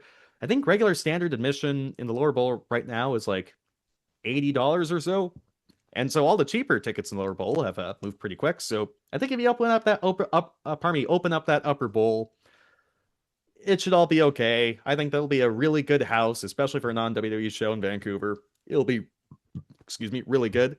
But yeah, open up this upper bowl. And also, some of us may not, I mean, we were grateful enough to have not just me plus three, but we plus four others go into Dynasty. Yeah, I've gone to wrestling shows many times where it's just me and another person, but I don't have a group of four, so can't take advantage of those deals. So open up that upper bowl, lower those ticket prices. Let's Pat I think for Rogers. us too, obviously it's tough because obviously we want to see it do well because the fear is if they don't, well then what does that mean for future shows? What does that mean for the market up here? Um, it's still early. It's I think like you'd kind of touched on it, it's kind of easy to get caught up on attendance figures. We've seen it a lot recently, even with WWE and WrestleMania. Obviously, they're trying to fill a lot more seats than GM or Rogers Arena. So it's yeah. Um, it is tough to kind of stay positive about it, I think, but at the same time, still should be a great show regardless. Yeah, there's not. I actually didn't know that too about the upper bowl not being opened quite yet, but there's still time. There's still a lot of time. We got a lot of time. It'll be good. You know what? I'm gonna give the guarantee. We're gonna get 10,000 plus in Rogers Arena. It's gonna be a He's grand old time. he's Cody Rhodes calling his shot. I'll take that bet, Dave. Give me Kenny, the Bucks, 3 weeks to promote. Holy smokes. Other than that, all right. We've delayed the inevitable as much as possible. Ace, I was kind of telling you here, I'm not sure we're gonna have time to do AEW lore this week or on this edition because we're up against it for time. But this last week at TV and wrestling, and I guess in WWE's specifically over the last 2 weeks, because we have a lot to catch up there, I am feeling quite disenfranchised over the last week or so of wrestling TV, and I am quite grumpy. And I don't want to be grumpy on the Cup Check What Wrestling you podcast. never grumpy? What? No, me being a realist and trying to say how much like stuff is not great. I don't want to be mean, cranky goblin man. I don't want to do that. I don't want to be a gimmick where I'm just overreacting and everything's hyperbole, You're blah, so blah, blah, good at blah. it. Thank you. Ah, that's turned me up already. But yeah, Jesus. A lot of the WWE stuff. Well, we'll get to AEW eventually. Maybe not on this show, but a show later in the week. I'm feeling burnt out. Just like this whole build to WrestleMania. The best the way I saw it was best described. Can't remember who said it precisely, but this feels like just a run of the mill pay per view rotation. Like this could be Backlash. This could be Fastlane. This could just be any other pay-per-view build-up and just happens to be WrestleMania. And I can't quite disagree with that. And the last 2 weeks of TV here, there's some good stuff. Like there's some stuff I really like, but questions for the long term. I don't know. I'll let you decide. What should we lead off with? Like there's a lot of things I want to go to and rant about. I don't know what has sort of like, for better or for worse, taken your interest in WWE TV over the last 2 weeks or so. Because it's very fresh in my mind just from this past Friday. And maybe this speaks to the quality of everything else. But I don't know if it's necessarily a great sign when, out of all the stories that they're telling, I was most moved by Jelly Roll talking to Randy Orton backstage, where say what you want, but fuck me, that guy. He drew me in for a second. I was like, you tell him, Jell. Um, yeah, I guess I don't we know. should. For me, that I was guess kind of the only thing where I was like, Yeah. I guess to preface, because we missed this because, we had to focus on AW Revolution last week, and that was a late show as mentioned, and we had to get to bed. But so during the last time that we were able to touch on WWE, Cody Rhodes and Randy Orton have their contracts signing to make their match official at WrestleMania. And Cody Rhodes is the babyface 10 babyfaces saying, you know what? When I came back to WWE, I didn't have my brother, I didn't have my wife, but I have Randy Orton. Randy's my boy. He was my first match on the WWE main roster back in 2007. And so they're signing the contract. Randy Orton turns heel on Cody Rhodes that night. It's the trying to ignite this. It's trying to ignite this build. Like, okay, let's launch this now. And so Randy Orton kicks Cody in the balls, slams his head into the table, into the steel steps. Cody does a pretty good blade job. He's bleeding all over the place. And I was just to get freshened up. I was watching like the replay on Netflix. They not only the replay on Netflix, not only did they zoom out, like show the angles of the cameras are zoomed out, they blurred out Cody's bloody face on the yeah. Netflix replay. What? God, that sucked. That's not. I don't know. That's a Netflix call. I can't fault these two men for that. But basically, Jelly Roll comes out because like Jelly Roll and Randy Orton, at least on camera, like they teamed up at SummerSlam last year, so there is a connection there. But Jelly Roll and I don't know. And I gotta say, Jelly Roll looked like he was disappointed as Randy Orton was bloodying up Cody Rhodes and going to the segment as you mentioned because Randy Orton leads off SmackDown with promo, basically going like, "What do I want my legacy to be like? How do I want to be remembered? I don't want to be remembered by high fives and cheers and etc. etc. I want to be remembered by championship belts around my waist." And Jelly Roll basically gave him talking to backstage and during this time, Randy Orton talks with Matt Cardona, the former Zack Ryder, buries him 6 feet under, Poor calling him, Ryder, man. Oh, you know what? This is oh what he man. asked for. He wanted to be back Yeah. in WWE. He twerked to get his job back. Always This ready. is You what better he be got. always ready because You holy fuck, man. He even said, Jesus. "Come on, dude," in the middle of this burying. Randy Orton calls him a mark ass stooge and an indie nerd, which in 2010, maybe this would have been edgy, but to me, it's just funny Like a that like slur though. Randy Orton, Just the delivery of it. He said it like it was yeah, it was bad, man. he said it like a slur, and it was just funny to hear Randy say Marquez Stooge. I don't know why it kind of made me laugh. And so Jelly Roll, as he kind of mentioned earlier, how do you say? He's basically saying Randy Orton turning heel. It's basically like he's talking to a guy who's hit rock bottom as an alcoholic and trying to talk him to him in recovery. I gotta give Jelly Roll credit. He's sounding authentic. He's talking about how this isn't the Randy I know. The Randy I know is a beautiful soul with so much love. You gotta think about your family because championships will come and go, but family will stick together. And he does a hell of a job. I gotta give 2 thumbs up to Jelly Roll because he did a hell of a job. The problem is Jelly Roll is a key figure in the main event, and that's kind of where my problem is. I was giving my roses to Big Boom AJ and the Cosgo guys on AW last week. They were in the pre-show. Jelly Roll's in the main event scene.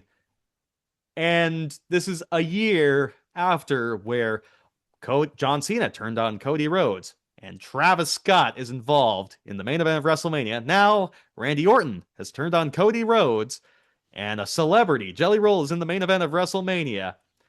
And poor Cody, by the way, holy smokes, I'm getting off topic here, but when Sting debuted in AEW, Jim Ross said, if you ask Cody who his favorite wrestler was, he'd say his father. But if he couldn't say his father, Sting would be his favorite wrestler. And you know what? Cody is following Sting because just like Sting in WCW, all of his friends are turning on him. He is getting backstabbed here, there, and every fucking where. This guy is losing all of his friends. I feel bad for Cody that way, but it's a similar scenario to last year. And yeah, nothing against Jelly Roll. I'm sure, like, he's doing the best he can. But how are you going to pay off? What's the end game with Jelly Roll in this main event scene? Because wrestling, you can have these celebrity cameo appearances and everything, but you can have this build, but you got to deliver in the ring. That is pro wrestling. And you just know that no matter what, unless there's 10 miracles, Jelly Roll cannot pay off a main event storyline in the ring because Travis Scott didn't even get to that point. I'm not saying that Jelly Roll's like Travis Scott, but like, It's I don't tough. know. But walk with me for a second, Schultze. So this reminded me a lot of, in a weird way, because again, I really like this promo. I was actually almost moved by which I was like, wait, this fucking Jelly Roll talk. Like, that's crazy. Um, Travel back with me to the year 2010 for a second. There was a match for the WWE Championship where John Cena was either going to be free or fired. Now, the lead up to this match, I don't know how much you remember from it. I don't remember too much, and that's kind of the gripe with it, where it was just kind of limping along. Whatever, they're not going to really fire Cena. Who cares? Da, da, da, da, da. Who knows what's going to happen? Maybe Miz will cash in. Mhm. Anyways, it wasn't really that exciting. And then the week before Survivor Series that year, they did a segment on the old school Raw. They had Piper's Pit, and Piper interviewed John Cena, and he said, "Hey, look, I know obviously you don't want to get fired. I know that this is your life. You've built built a career here, but you need to remember something. I've never been the WWE champion. I've never won that title. And if you hand that championship to Wade Barrett, you're not only spitting in every champ or every wrestler who's never won that title's face, but you're spitting in my face. So don't you do the wrong thing." And I remember leaving that promo at 15 years old saying, "Holy fuck, like I'm into it now. Let's go. Let's fucking." And again, that was the only time we saw Piper. And I'm sure we'll see Jelly a little bit more because but in that same vein of it's tough when you need an outside force like that because Cody and Randy are both super talented and they should be able to tell a story on their own and make it compelling. But yeah, my biggest takeaway from that was, man, Jelly's got chops. And he had some lines, he had some bars, as the kids would say. I don't know about the bars he had in his slam poetry rap battle. But he definitely had some chops backstage here. Yeah, no. If that segment, that Poetry Slam segment with Kit Wilson, if it didn't involve Jelly Roll and just how Jelly is still kind of a novelty, if that didn't involve Jelly, that would have been one of the worst segments of all time. That was like 2019 garbage, and I mean that with every bit of my diaphragm. That sucked. Man, And that was like 2007 garbage. Oh, oh that was yeah, God, that was terrible. Yeah. extra bad. So with Jelly here, and I gotta give praise to Cody and Randy in this sense. I think that well, with Cody, I'm not sure how much sympathy I want to give just because, you know what? I'm sure deep down I've given this theory that he managed to politic his way out of facing Roman Reigns at WrestleMania. So you kind of make the bed, you have to sleep in your bed that you kind of made somehow, some way. But the turn that Randy did on Cody, isolated in a vacuum, that was a great segment. It really was. And then even Orton's promo on Friday. I'm happy that it wasn't each and every one of you fans. It was a man who wanted to win the world championship and have his legacy being known as I was a 15-time WWE champion. Great. The problem is, I think we'll eventually transition to talking about Drew McIntyre and Jacob Fatu this way. My two issues. One, Randy Orton's supposed to be booed, and Cody Rhodes is still supposed to be cheered.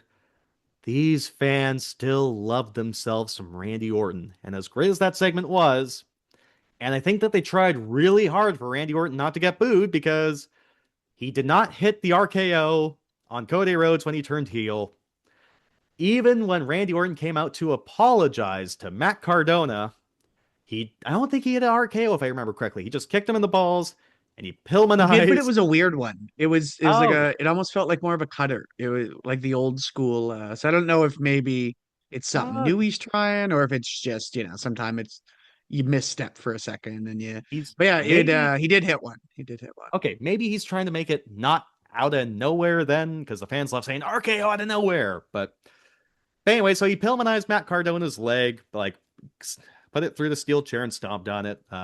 So they're trying to make Randy Orton get booed. The problem is these fans do not want to boo Randy Orton right now because he's been there for 20 plus years. He's sort of like how at some point you reach a certain age where you're just viewed as like an all-time legend, or they don't know when your last match is going to be. And in the case of Randy Orton, it wasn't that long ago where he missed a year plus because of a potential career-threatening back injury. I don't think these guys want to boo Randy Orton right now. They want to see the 15-time world champion, whatever it is. So when you still have Cody Rhodes, who's still your top babyface, it is very much like John Cena back in the day when John Cena was in the peak of his was as peak at being the top babyface in the company, like in the late 2000s, the early 2010s, but he'd still get boos from a good section of the fan base. That's kind of the situation Cody is finding himself in too, where the fans they're not sinking their teeth into Cody's story, similar to when he had to go up against Roman Reigns. I don't think that they're I buying it don't that think way. it's I don't Cody think they want to. fatigue. I don't think it's a I don't think fatigue so. situation with Cody. I think he's still No. very well liked. I Mhm. think I think it's getting a bit formulaic because now, I mean, you had Mhm. prefaced this with, all Cody's friends are turning on him, but this is the third year in a row now where somebody's turned heel to face Cody Rhodes. Obviously, with The Rock at 40, Cena last year, and now Randy. So I Mhm. don't know if people are just tiring of the trope. Um, Mhm. I I don't would know if, think that's again, you're right. I don't know if it's just that Orton's at this point now where it's like, well, we don't want to boo Randy. We like Randy. Um, yeah, it's interesting to say at the very least. I know obviously now, like you said, we'll probably talk about Drew and Jacob in a minute here. Um, we probably won't be getting a multi-man situation, and I think that's for the best. But I do think if you had gone that route with either a three-way or a four-way, you can kind of mask that as something a little bit different. Mhm. But I think this story is a good story to tell. It's just unfortunate. I won't even say unfortunate, but it's just Cody's not going to get cheered, I think, the way that Mhm. they would ultimately like him to. Yeah. Randy will try. I'm sure Randy will, start kicking people in the head any day now. That IED doesn't just go away after all. It does come back. So yeah, so we'll see kind of where we go from here, but I don't I don't assume that Randy will be getting booed whatsoever in the weeks leading into WrestleMania. No, and on the multi-man scenario, so it's going to be Cody and Randy from all intents and purposes. Looks like that's going to be the main event, or on one of the nights, a one-on-one match. And how I say, because I've bitched and pissed and moaned for weeks saying, don't make Drew McIntyre the WWE Championship champion into this main event. And here's the thing. Ideally, I want to stand by that statement. However, they continued on to make him a key part of this story. Like, Drew was the one who cost Jacob his chance at the being in the Elimination Chamber for the WWE Championship.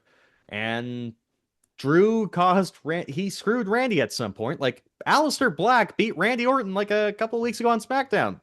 Where the fuck is this guy now? Like, and he's just there, just doing the carrying cross. Ooh, I'm lingering. I'm just gonna. Ooh, Sammy, you should turn to the dark side of the force. Who fucking cares? But anyways, he's such a key figure, like this catalyst for all these stories. And then Cody, who loses the Royal Rumble and the Elation Chamber, he's just going as the WWE champion anyway. None of those pay-per-views mattered for Cody. And Drew, who's like this catalyst in all these stories, he's not involved. And while I initially would be okay with Cody and Randy, they proceeded to tell the next couple of weeks of TV having Drew as this catalyst. And no, he's not even a part of the big match. He's gonna have a match with Jacob Fatu. He quit. And then, of course, like he quit not this past Friday, but the previous week on SmackDown. He's like, I quit. And then, of course, he comes back. He screws Jacob against Strick Williams. And then they just brawl this last Friday, and they're probably just gonna have a match. It's like, okay, cool, whatever. I don't know. Yeah, it's just gonna be a match. It's no stakes involved, really. It's just there. I don't know. Maybe the winner will face a winner of the championship come backlash. You never know. Ah, I'll be holding my breath for that. I'll be There you go. Yeah. God. All right, so I guess I don't know. Anything else on Jacob and Drew? I mean, I kind of gave everything I need Um. to belt out there. Yeah. Yeah. It's tough too because again, so much of this story is interwoven amongst each other. Um. For those who missed it, they spent the better part of an entire episode brawling, which I don't know, didn't really do it for me. Um, and then they had that the ending, of course, where you don't see them fall because I'm sure there was a crash mat, but they both fell off a wall, and I don't know. I don't again, like you say, I don't want to be a negative Nelly, but it's just I'm not, I should be more into a guy like Jacob Fatu, especially like God, I was fiending for him to win the US title last year and he was facing, like LA Knight. Hmm. I should be more into this guy than I am right now. And I think coming in when he first came back against Cody, I was. And I don't know, Mhm. now it feels like the B team of main events from the Smack, not even like, what's the better world title match? Now it's like, okay, well, it's the second best story from the just half the show. So yeah, I don't know. I'm not super into it, but we'll see if it changes in the next few weeks. But again, yeah, I probably won't hold my breath. With Jacob especially, pardon me, Jacob specifically. I mean, talk about last year, he beat LA Knight for the US Championship, and then for the longest time there, Jacob was unique. Jacob looked like someone who was offering you something in the ring, just with his mannerisms or his promos, offering you something unique from the rest of the main roster. And then I didn't like his brawl with Drew this last Friday, but you know what? That brawl he had with Cody Rhodes at Saturday night's main event to start the year, that was great. It was supposed to be a match, but it was just a brawl across the arena. They gave some false advertising there, but you know what? The brawl was so good, we forgot about it. And Jacob, he was still in the main event scene, like he was wanting to be challenging for the championship. And so now it's just okay. What's we're leading up to here? They're just gonna have a match. I mean, Drew is like this catalyst, and now he's just not involved in the thing that he's not part of the finish of the story here leading up to WrestleMania. And that's why I'm kind of feeling it feels like just like a regular old run of the mill pay-per-view build rather than the biggest show of the year. So I don't know. Alrighty, SmackDown. I mean, talk about the other World Championship match, the WWE Women's World Championship. Jade Cargill. Uh, they're basically running the AEW speed run. When Jade was in AEW, she was winning a lot, and then eventually some of the girls she beat joined her. They were her baddies. Everyone wanted to be a baddie with Jade Cargill. Everyone wanted to be part of her entourage. So, just like in AEW, Jade Cargill has B-Fab and Mishin as her baddies, and they beat up Rhea Ripley. Yeah, I don't know. I kind of said my piece about Jade. I don't know what else to add. Yeah, it didn't really do too much for me this segment, which again, it's too bad because, obviously Rhea Ripley's probably their biggest star in the women's division, arguably in the whole company. Hmm. And it's unfortunate that I'm not more into her program or what she's doing, especially now that she's back in the world title scene. But I don't know. Maybe this match will surprise. The segments haven't been doing it any favors, I don't think, personally. Oh my God. Um, Talk about run-of-the-mill pay-per-view build kind of nonsense. I mean, it's just Jade says like I'm that bitch, and then Rhea Ripley says you'll be my bitch or whatever they said. Like they're just a lot of running the bitching mill. and yeah. Yeah, God Almighty, and just yeah, it's too bad. Both these we'll get to live and Steph in a little bit. Both these women's world championship matches leaving a lot to be desired here on this build to WrestleMania. Other note from SmackDown, we got new tag team champions, R-Truth and Damian Priest. They defeat the MFTs. Like I said, it's kind of too bad for the tag team division, but it's like, I don't know. how do I say? I've always thought this point, like the reason why you can have like a division struggle, perhaps, or maybe why there's not a lot of heat for some of these specific matches on a Raw or a SmackDown. I think a part of it has to be with WWE's minimalist pay-per-view format. Like you'll have 4 or 5 matches and a bunch of ads on a 3 hour show or so. Wrestling, you're always using your TV to build up to a big show, whether it's on free TV or a pay-per-view event or a premium live event, whatever you're calling it. How many times are these tag team championships involved on a pay-per-view that's not a 2 day event nowadays?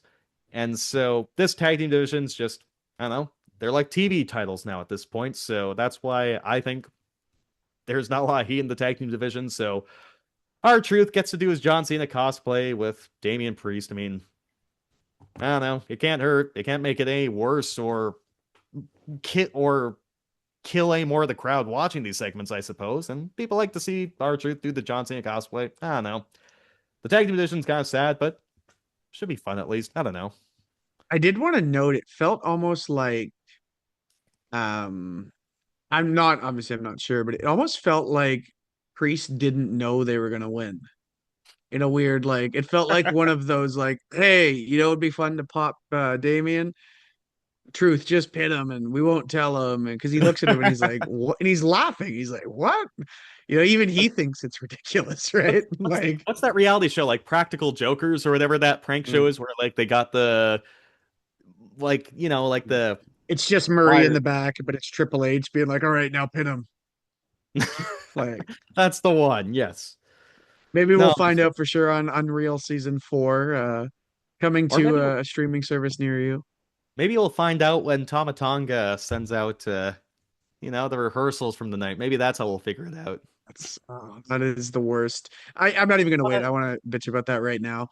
you please do that. That Please. was I wanted to set ridiculous. that up for you. I want to set this up That for was you. ridiculous. I was so mad to see that. And for a company that fucking touts about how behind the curtain they Well, are, he doesn't give anything away. It's just him fucking well, on the what ramp. happened? What's the story here? What's the story? So I forget the exact dollar amount, but Tama Tonga of the MFTs was recently fined for posting a rehearsal pre-show of I believe it was this week's SmackDown, where he had filmed from his iPhone, just a bunch of guys in the ring, a few of the staff around, just going over stuff, which sure, maybe 20 years ago, I mean 20 years ago we didn't have iPhones, but even 10 years ago, you don't fucking do that.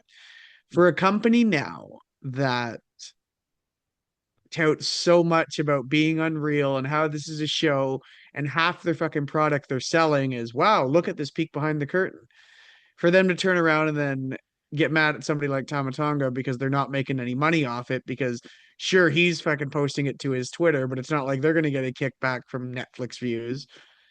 It's just it's we talk a lot about, obviously, with WWE going so corporate in the last 3 or 4 years with TKO taking over, and just this late stage capitalist hellhole we currently live in, wrestling wise, and the real world.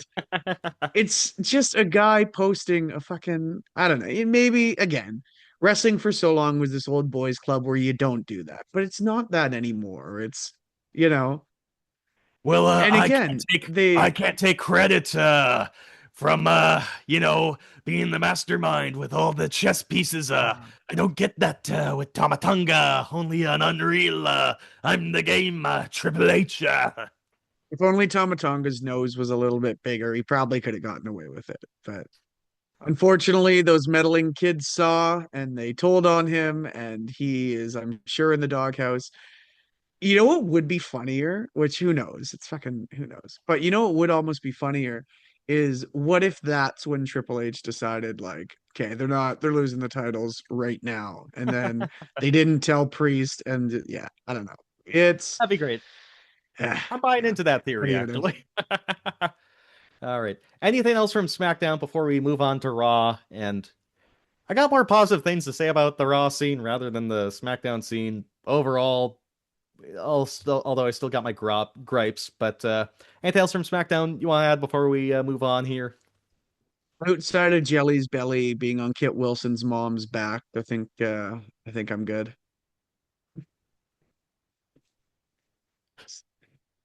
Oh man. Yeah. Yeah, I guess certain people might have found it funny, but I'm not recovering hell from of an that. image. Yeah, hell of I'm an not image. recovering from. I'm not recovering from that visual. I'm just not gonna. Why would you do that to me? Almost had that completely forgotten by now. Just imagine just like plopping it on like the like how I'm just trying to plop my hoodie on my desk here. God. Yeah, good All for him right. for losing the weight though. Good for him. Absolutely. No, I mean God, night and day difference. Jelly roll Zempic.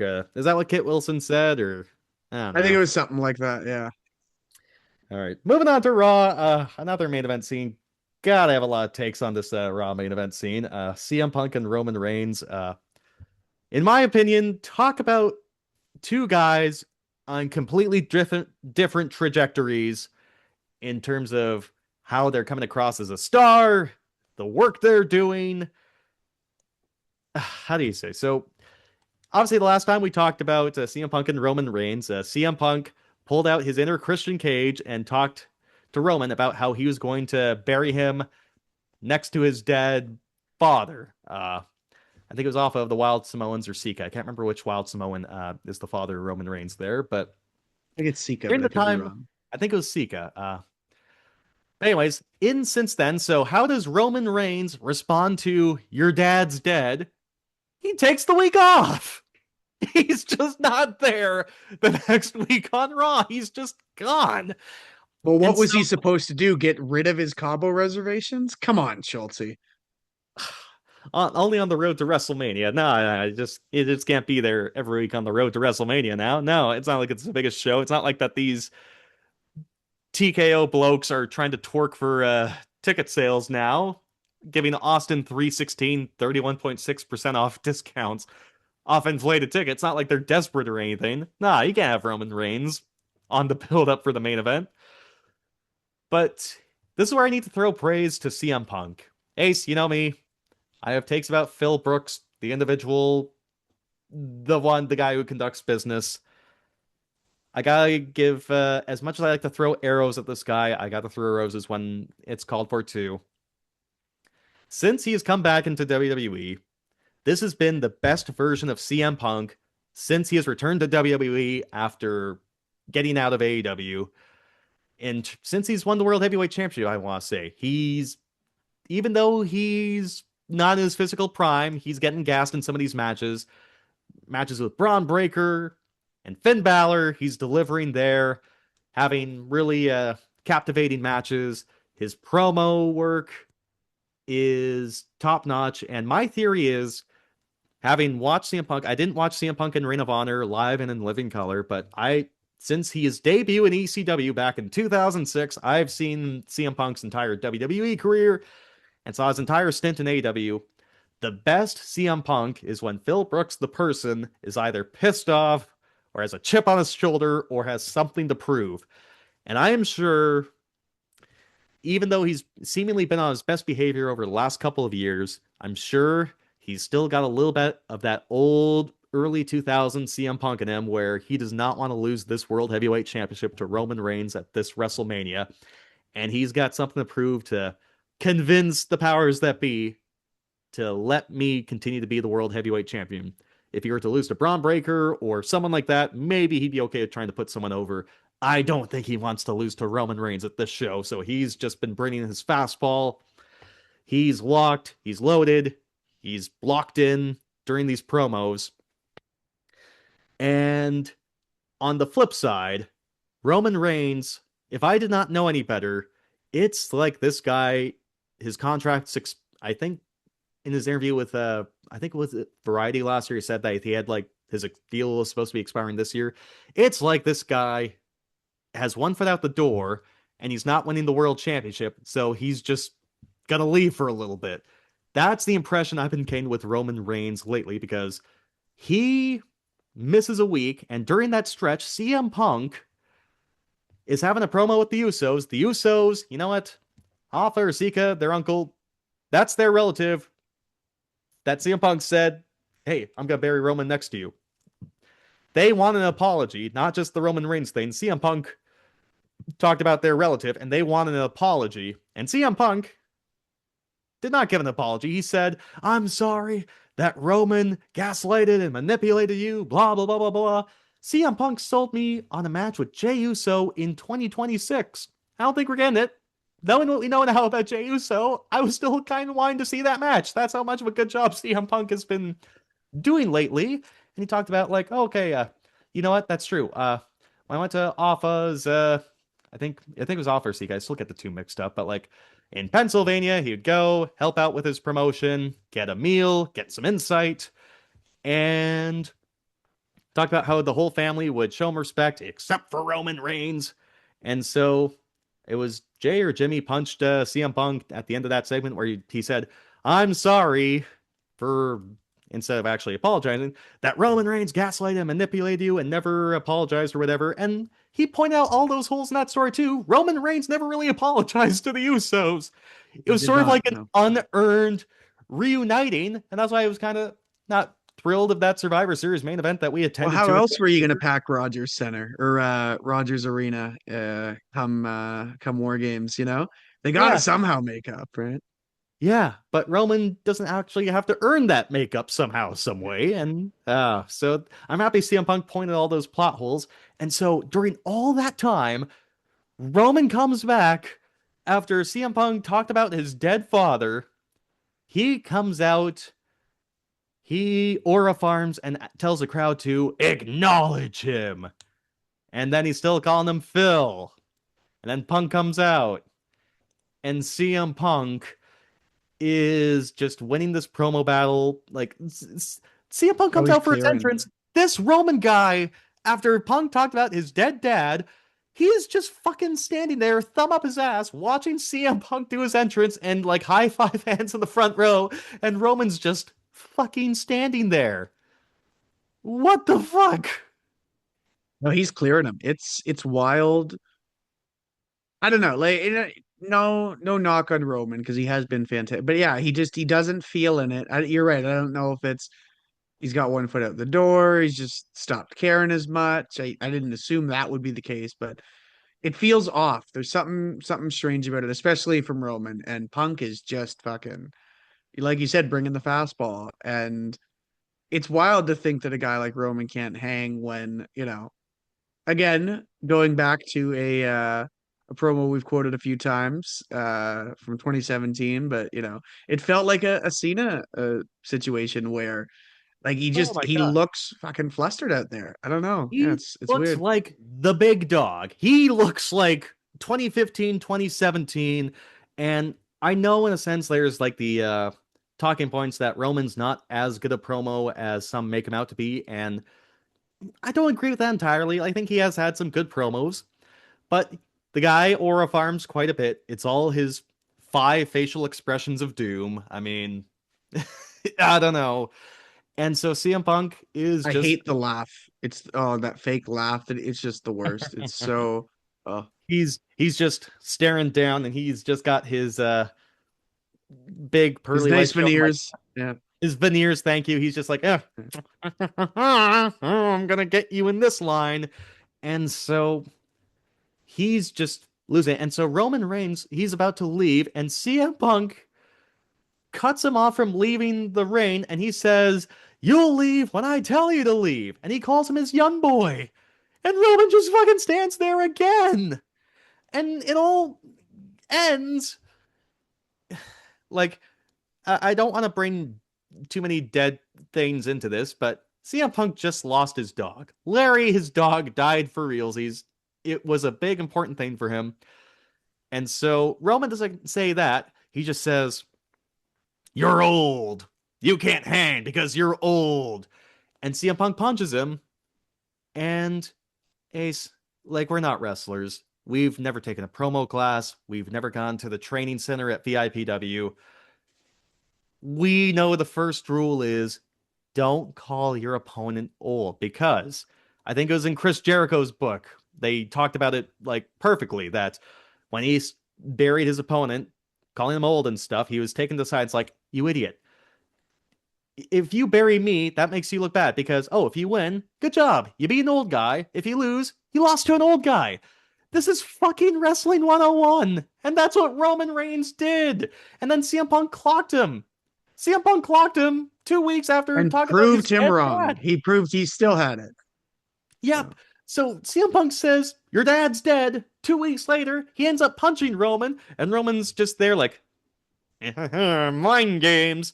Oh, yeah, In yeah, your yeah. head, rent free, buddy. Yeah, because, yeah, that's what we all want. Our tribal chief, this goat of all goats, is to just be having mind games. This shit fucking sucks. I'll say this. I want to try and separate business and art. Business wise, these fans still love Roman Reigns. Roman can do no wrong in these fans' eyes that buy tickets and go to these shows. He's still a draw. Artistically, this fucking sucks. This guy fucking sucks right now, and Punk is clearing him. And if CM Punk wins this match at WrestleMania, and I know shit, I don't know anything, I'm guessing Roman Reigns is just not coming back for a very, very long time. If Roman Reigns fucking wins this match, the way it stands right now, this CM Punk guy, uh, maybe he needs to go to Gorilla and try and shove Triple H. And then, I don't know, who's WWE's version of Jack Perry that he can punch? I don't know. Yeah, I don't. Akira Tozawa? I don't know. That's just. But the one thing I was gonna note, just because now with WWE how they like to plan everything fucking forever in advance, um, if and when we ever finally do get to Punk Cody, whether that's next year, the year, or whenever they do it, the the political landscape of it's gonna be fucking fascinating. Because holy shit, like, and you're right, like Punk's obviously a guy who now is there relatively pretty much every week. Um, who, took a lot of pride in 2012 when this kind of part-timer, what if you want to call it a problem, began, where, guys like Brock and Rock and Taker was going down and H was going down, but they were still around. And so when this part-time problem really kind of started beginning, Punk was very outspoken about it. So it was interesting because obviously when he first came back, he was kind of running that schedule. But like you said, to his credit, since he's been world champion, he has been there and he has made sure to set that example for everyone else. That being said, this feels a lot like without of course spoiling anything for Succession for you. This feels very like, I want someone to take me down, but you're gonna have to yank me because I'm not going anywhere. And And that's I another feel thing. that with Punk. Yeah, and that's another thing too. Roman's talking about like, oh man, I'm gonna be a full-time father. Talking about me being a part-time, I'm gonna be a full-time father. And just like, yeah, no, I mean, this WWE thing sucks. If you're here full-time, you're a loser. That's what Roman Reigns is basically telling us.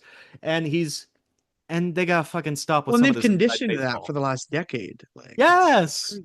I mean, ever since like The Rock fucked off and went to Hollywood, they've just never gotten over that. And that's why Rock just gets millions and millions. And now he owns stock to be he's a board member. But like ever since he went to Hollywood, they've been desperate to have him back. And they begrudgingly pay him so much money because you know what? We talked about like, hey, if you're someone like Matt Cardona and you're basically begging to get your job back, how are they going to view you? If you're being hard to get, you're gonna get your money's worth. And so also the inside baseball needs to stop. Like CM Punk saying like, "Oh, you're calling me Phil. Well, my friends can call me Phil. Well, I'm not gonna call you Joe. That'd be disrespectful to another Samoan I know." Like, who fucking cares? And then also Roman saying, "You want to talk about part time? Ask your wife." I'm like, okay, what? I don't know. Like, really, AJ's. I don't know. It's I can't believe it. Like when this main event was made after the Royal Rumble. I was excited. Like, this feels like a WrestleMania main event.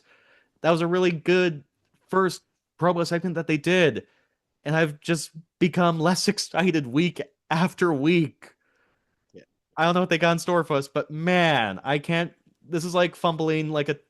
This is like fumbling a 28-3 lead. I don't know.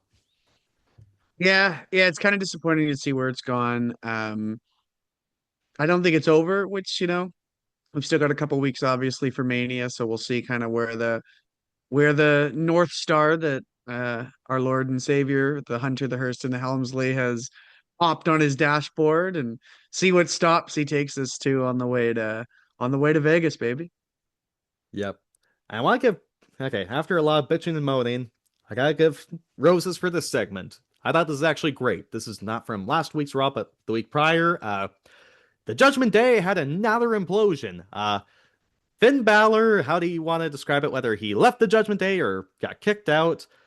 But Finn Balor's out of the Judgment Day. So Dominic Mysterio calls him out. So I guess the week prior, Dominic Mysterio was wanting to try and win back his Intercontinental Championship on his own, and then Finn Balor prevented it, saying like, no, he said he wanted to do this on his own. He should do this on his own, just like how Finn Balor wanted to try and win the World Heavyweight Championship on his own.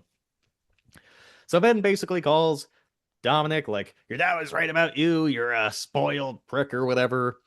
And so he kicks Dom, and then when Finn's about to like hit, I think it's about, he's gonna hit like Dom in the corner with like a drop kick. This was like 2 weeks ago almost. And JD McDonough turns on Finn Balor there, and then they do like the old beat down. All four members of the Judgment Day. I think Raquel and Liv are also stomping in on poor Finn Balor here. That was a great segment. It mattered because the Judgment Day has been around for a very long time. Finn Balor's been the group since 2022, as has Dom. When they finally paid off these years of teasing it as well, right? Yes. So, it was great. Like, it was a great segment. And it's funny about the Judgment Day now.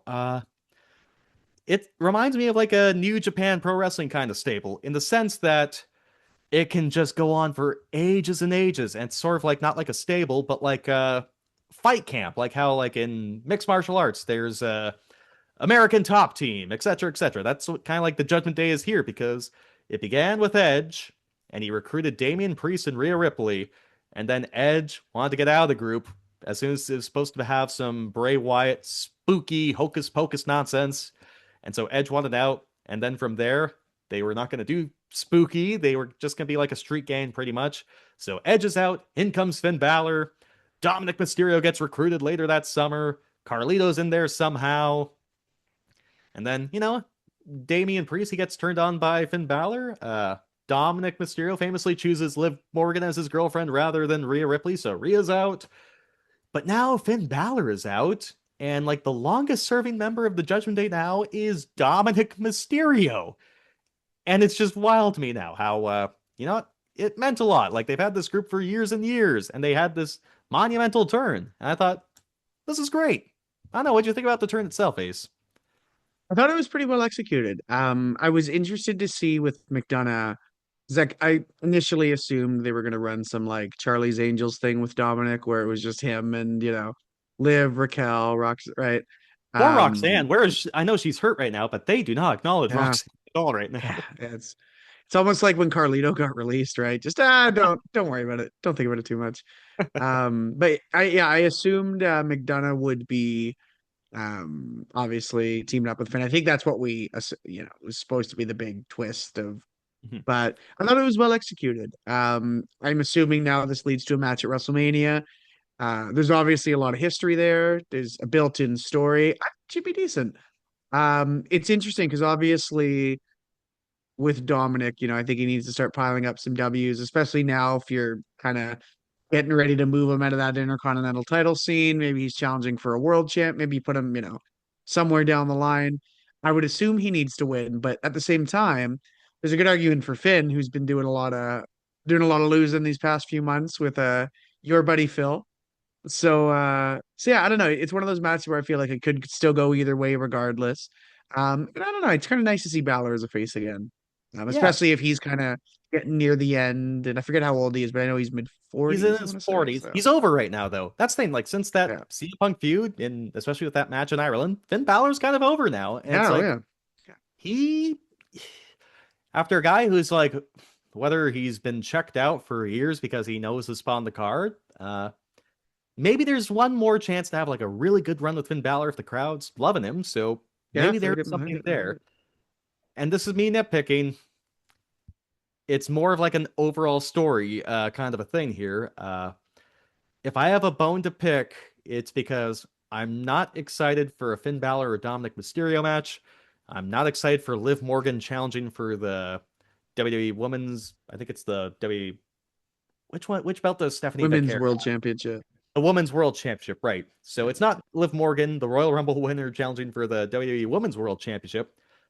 They've got me more excited for a match that I know will not happen. They make me want to see Liv Morgan take on Finn Balor because it feels like everything else is like a side. Because this promo that backstage segment that Liv Morgan recorded last week saying, "No, I was always the mastermind behind the Judgment Day. I never wanted you here, and I was ready to take you out." And I'm just like, they're not going to deliver on Finn Balor versus Liv Morgan. They're just not going to do that. But that's what they Women, have am I right? excited for. Oh my God. So yeah, that's like my one pick. It's like, ah man, my one bone to pick. I mean, I'm not excited for Finn and Dom anymore. I don't like I never cared for Liv and Stephanie at all. Now I care even less. It's like I feel like Finn Balor and Liv Morgan's like the hottest feud out of all of those ingredients, and I know we're just not gonna get it. And I don't know. You know what's interesting? I don't know if I even see this, maybe a little off topic. I don't know if I see Liv winning the championship off Stephanie. I see a lot more that I think she can do post Mania and going forward in this kind of new Judgment Day. Um and I don't know. I feel like there's more you can do with Stephanie and there's more feuds you can have before she loses that title as well. But we'll see. Yeah, I don't know. I think you had kind of touched on it there as well. There's probably a bit more they could be doing for the match. I think it'll be okay regardless. But yeah, there's definitely I think they left a lot to be desired for this build. And obviously we saw a couple of weeks ago with the rat infested wrestling rings. You know, maybe it's good that they cool it for a little bit. Uh, yeah, we'll see, I suppose. WrestleMania. Buy your tickets now. I There don't you know. go. Uh, other notes, Seth Rollins, I mean, it was like 1 week. I mean, this is a little bit better this last Monday because the week previous, Seth Rollins comes out, and so the gimmick is he's in a hood because Triple H just loves his fucking hooded guys in hoods, just being all mysterious and then unveiling themselves. So Seth's got like a little army of hooded figures.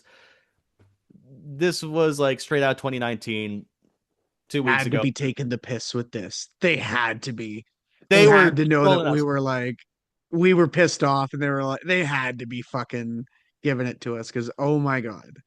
Yeah. So Seth Rollins comes in, he has this army of hooded figures. This is 2 weeks ago. He comes in and then they shuffle. Like they just shuffle left to right. This crowd doesn't know what to make of it. And then Seth Rollins just comes out. It's so fucking stupid. So we fast forward to this week. Uh Seth Rollins, he has his hooded figures. I guess they're supposed to protect him somehow, some way. Paul Heyman comes out. I've soured on Paul Heyman a little bit more over the last year and change, but I gotta give him props when it's time. As a method actor, this guy, when he wants to look like he's having a rough go of it, it looks like he'll legitimately not sleep for a week. He's got the bloodshot eyes. He's not shaving. He looks incredible. He looks like in ECW before it's about to go under in 2001. This is what Paul Heyman looks like here. He's incredible there. And so, Real quick before you finish that, to bring up Logan Roy one more time before you finish. Western bullshit. You get paid to do a job. You don't need to fucking immerse yourself in it. Just do it. You know, Paul Heyman's not sleeping for a week, not shaving. Just live your life. Be normal. It's a show. Fucking calm down. but he wants that Emmy. I'm Paul Heyman, and I want that Emmy. I think Raw is the best written TV show ever. I don't know. I digress. So Paul Heyman comes out, and so he sends out Brock Lesnar to go after Seth Rollins. These hooded figures they stand no chance against Brock. Brock is killing these good dudes, throwing them all over the place onto the outside. It ends with Brock Lesnar coming up to Seth Rollins in the ring. Seth Rollins, of course, maybe not 100% healthy yet for a match, but who should come out but Obafemi, the ruler? And this crowd is losing their mind because they know that they're getting Obafemi and Brock Lesnar. And they're chanting Oba's name like Goldberg. Oba! And he's doing his march to the ring. He has a unique strut now that only he can pull off. and he just looks even more like a star. And so Seth gets away. It's just Brock and Oba. Oba hits him with like a pop-up powerbomb. He hits Brock Lesnar with a pop-up powerbomb. And here's the thing with Brock, too, in terms of like giving people their flowers. I mean, you absolutely do not, under any circumstance, have to hand it to Brock Lesnar. One thing I always push back is when folks say that he's just a German suplex. This guy knows the business. He gets this pop-up powerbomb from Obafemi. Crowd's going wild, and you can hear Brock Lesnar's clear as day. Put your foot on me! Put your foot on me! And Oba did. Points at WrestleMania sign, and the match is happening. So here's the thing. Would I have ever brought back Brock Lesnar? No chance in hell. But if these guys decided to bring back Brock Lesnar, at least, hopefully, he's doing it to put over Obafemi to make him the new monster of the company. You could salvage something out of this. So I thought that was great. Obafemi looks like a killer. I hope that this is the beginning of many great things for him. You know, it was funny when when Seth was doing his stuff and then Lesnar came out. It was funny. I was saying to myself, I was like, you know what? Seth and Brock, I think, is a good pivot, especially given, Braun Breaker being hurt, Bronson Reed being hurt. Obviously, it would be more ideal if he could wrestle one of them. But you know what? If you got to do this, it's not the worst thing in the world. And the second Oba's music hit, I said, thank fucking God, I did not want to see Seth Rollins and Brock Lesnar again. I was trying to talk myself into like, won't be that bad, whatever. And the second I heard Oba's music, I went, oh, thank Christ. And I didn't have to lie to myself anymore. And I was like, let's go, Oba. Let's tear it up. Ace, you are a stronger man than me. I have been unfiltered with my resentment over the last week or so.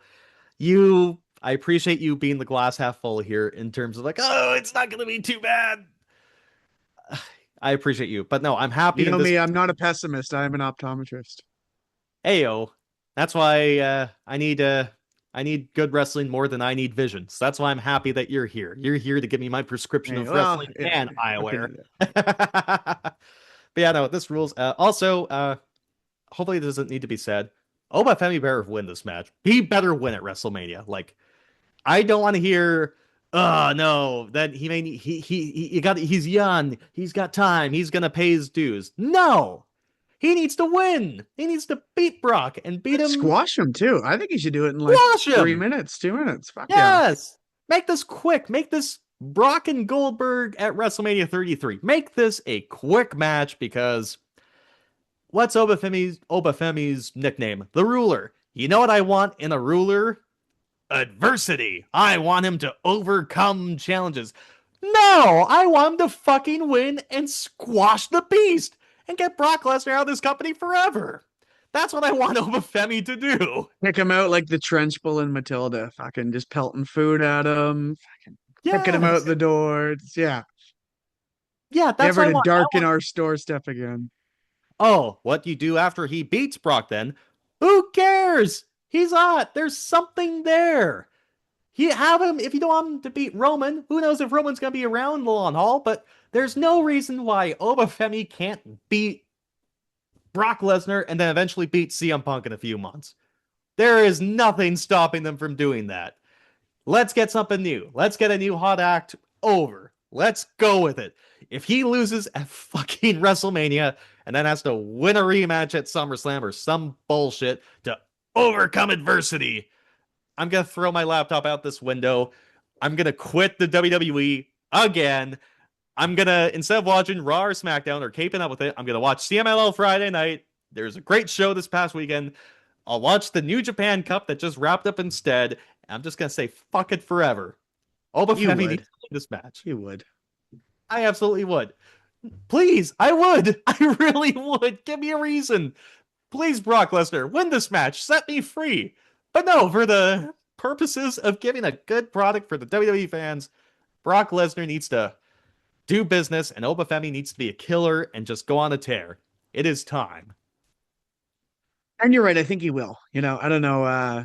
I'm confident. I think even just the whole like, put your foot on my chest. I think he knows. I think he knows his star is dwindling. I think he knows his time's almost up. So do a couple favors and fuck off. And to Brock's credit, you don't have to hand it to him, But 6 years ago against Drew McIntyre, Drew wins the Royal Rumble. This is like before the new boom period. Drew wins the Royal Rumble. He eliminates Brock Lesnar in the match. They're basically strapping the rocket to Drew here. So Drew hits Brock with like a claymore on the stage or something. He's celebrating, and you can hear Brock again as clear as day while he's laying down on the stage, dead. Just what's I don't know. I'm so my mind's all over the place. But basically, Brock is just toast. He's warm, buttery toast on the stage after getting this claymore from Drew. But you can still hear Brock say, "Grab the belt, grab the belt," and Drew grabs the belt and like, yeah. Brock gets it. Brock knows at the very least what puts on a good wrestling show. And he pays attention to those little things when it's time to put someone over. So you know what? Props to Brock as a pro for that reason and that reason alone. Hopefully, Obafemi gets to finish the job at WrestleMania, and we get something else we can sink our teeth into, Ace. Oh yeah. Yeah, but you know who I think trying to not lose my mind completely here, but I just realized what we potentially have to end on. You know who we can't sink our teeth into is Gunther. Where the fuck is this guy? Yeah. It's unfortunate because again, the follow-up for this has just been awful. It's kind of ironically enough, it's almost like you were saying with Obafemi, what do they do next? Who cares? They should have known what to do next after fucking having him retire Cena, retire AJ Styles. I saw an interesting thing on Twitter. I wish I remembered the handle so it didn't seem like I was stealing it. But I saw an interesting thing on Twitter where someone had said like with AJ going into the Hall of Fame, what if Gunther just comes out and interrupts him and says like, I ended your career. And he says, you know what, I may be retired, but I can still kick your ass at WrestleMania. And then they just run it back. And I was like, I think that's what they're gonna fucking do. That's 100% what they're gonna fuck. And I hope it's not. Again, I hope I'm wrong. But I saw that and I was like, you motherfucker, that's 100% what's gonna happen. But we'll see. Yeah. We'll see. We talked about our just dreading the eventual potential break of Hangman Adam Page needing to go back on the stipulation to eventually challenge for the AW Men's World Championship again. AJ Styles' retirement lasting 2 months just for a WrestleMania match. I don't know, because I saw the report, I think it was Sean Ross Sapp saying that, no, the plan was Gunther to challenge Rey Mysterio at WrestleMania, and Rey's hurt, so there's no plans right now. Here's the thing. He made John Cena give up in his last match, and the follow-up to WrestleMania was just a match with Rey Mysterio. That was the plan. Really? I'll say it again. Cody and Gunther was right fucking there. It was right there.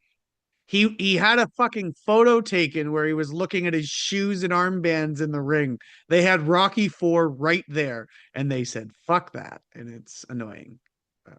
It's annoying. You see, maybe this goes to my point. John Cena never should have lost his last match. They touted like, oh, it's the highest gate we've ever recorded for an arena show. John Cena's last match.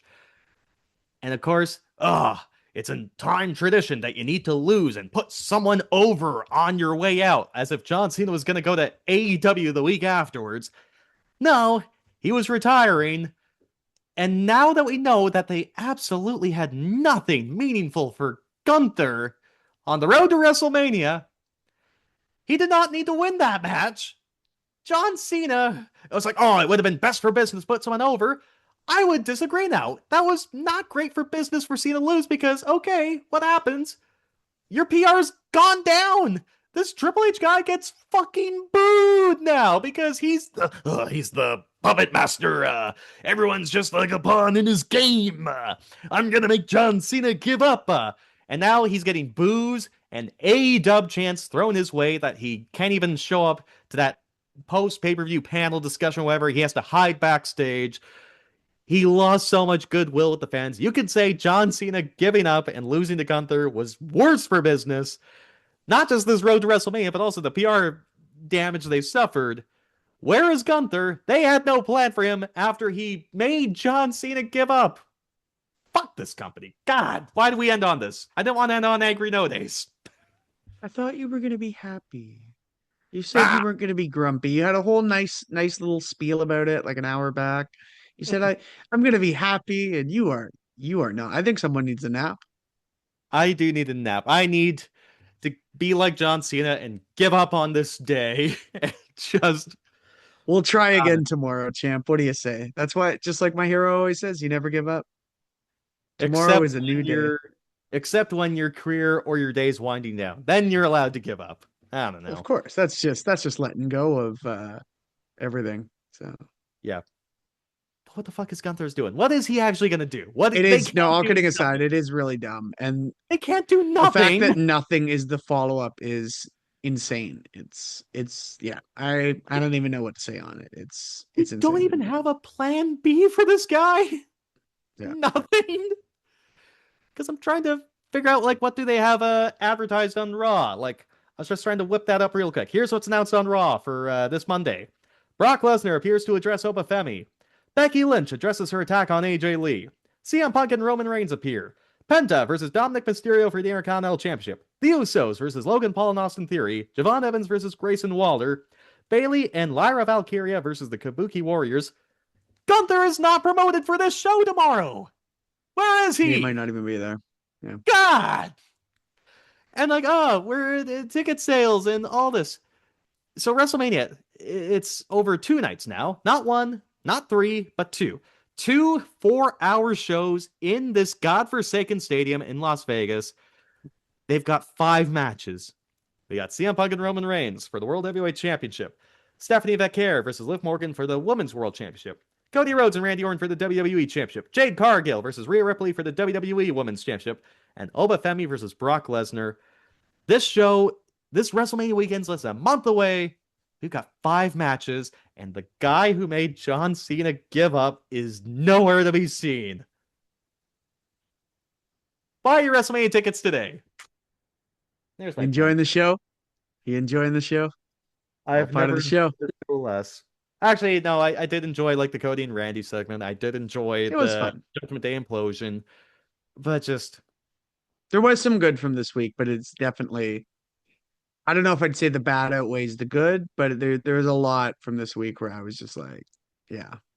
it reminds me like these because like yeah, you can in vacuums you can have some really good segments, but overall, like the issues with the overall direction of this company right now, following their boom period, it's just the faults of the overall vision has never been more apparent to me, despite some really good segments, and some at least with Seth Rollins and his fucking hooded men, at least it was so bad I could kind of laugh at it. Like I'll give that. Yeah. Like that was kind of fun, but like I saw a really funny tweet too. There was a bit of a huskier gentleman that was masked, and someone zoomed in, cropped it, and said, "That is not Seth Rollins."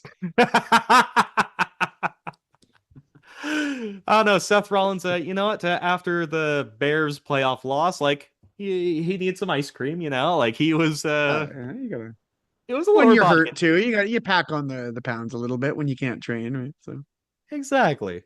Yeah. So I don't know. There's still some good stuff, like the Cody Rhodes, Randy Orton segment. Like if you can find the version on Netflix that's not from a wider angle and blurs out Cody's bloody face, that's fun. I want to Overpower. check it out now just to see it. That's wild. Oh, it's insane. Like No. it's not even worth. I mean, you gotta look at it just for like curiosity. But now I'm wondering how many other times did they just go back and change video of people bleeding on WWE? Like, if I'm Yeah. gonna put on Hell in a Cell with Drew and CM Punk, am I gonna see like zoomed out, blurred faces?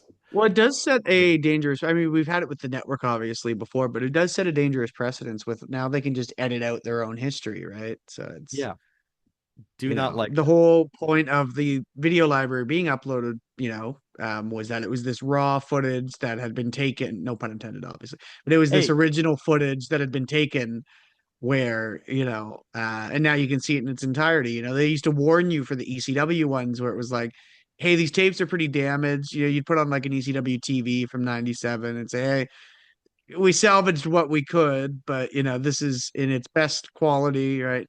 Unedited, unfiltered. But I don't know. I don't love the idea now with Netflix. And I get obviously they're not a wrestling company, they're a streaming company. But that's why I had the DVD collection for so long because it's the original footage. They can't doctor it, they can't change it because someone goes to AEW or Or maybe they can't, in other brother. cases. Maybe they're Yeah, gonna break into your apartment on the upteenth floor, dude. Maybe they're gonna scratch your yeah. DVDs, brother. But that's the thing. Obviously for stuff like AEW, that's a different. We've seen obviously. I mean, the original libraries were released even still with Benoit, just not obviously mentioned with his name. It's unfortunately as a history major, good or bad, I think history needs to be talked about because you don't learn from it if you just keep doing it. And to completely blacklist, I'm getting very off topic here. Long story Yeah, short, I no, don't fuck. think Netflix should be. We've been going long enough. Long story short, I don't think Yeah. Netflix should be editing footage. But that's my personal belief on the matter. And another thing. Well, actually, no, there is one more thing. Spuck, you mentioned libraries quickly. Apparently NXT's library is moving to YouTube. WWE NXT. Their deal with Peacock ran out to run their monthly pay-per-view events. So it looks like Stand and Deliver, their version of WrestleMania, will be free on YouTube, and their whole library is going to YouTube. And I think for accessibility, it's always good for the fans that that kind of wrestling is able to be accessed more. That being said, it's kind of a damning on the company that for any bits of money, like from Comcast or Netflix or ESPN or whatever, nobody seemingly wanted to put these NXT shows or pay money for them or to even host the NXT library. I'm just like, I don't know. I wonder Hope how that Stand affects Deliver's a good Canada show, but because obviously we have them on Netflix here, I think but we still have them on Netflix up here. Yeah, but I think yeah, that's for in the US, just like how like for John Cena's last match, we saw it on YouTube yeah, for free right because we now. don't have Comcast. So anyways, that's interesting too. Yeah, no, we were kind of talking about it before the show began. We got more stuff to talk about. We got more lore, but we thought it's been 2 weeks since we talked about WWE, so WWE would be the focus for this edition. But we'll be back later this week, maybe the Tuesday, maybe the Wednesday, to talk some AEW. And if you thought I was a little critical of WWE this podcast session, don't worry, I am a fair man. AEW, unfortunately, is going to get some arrows thrown their way this week, but There you we'll go. cross that bridge when we get there. But in the meantime, I've got work, he's got school, and we got more lore to talk about. I want to talk about more lore, but we're pushing against it for time. But in the meantime, I'm Aaron Schultz. He's Corey Ace Trelaw. We like wrestling. We swear on the stack of Bibles. This is Cup Check Wrestling, where the big boys play with each other.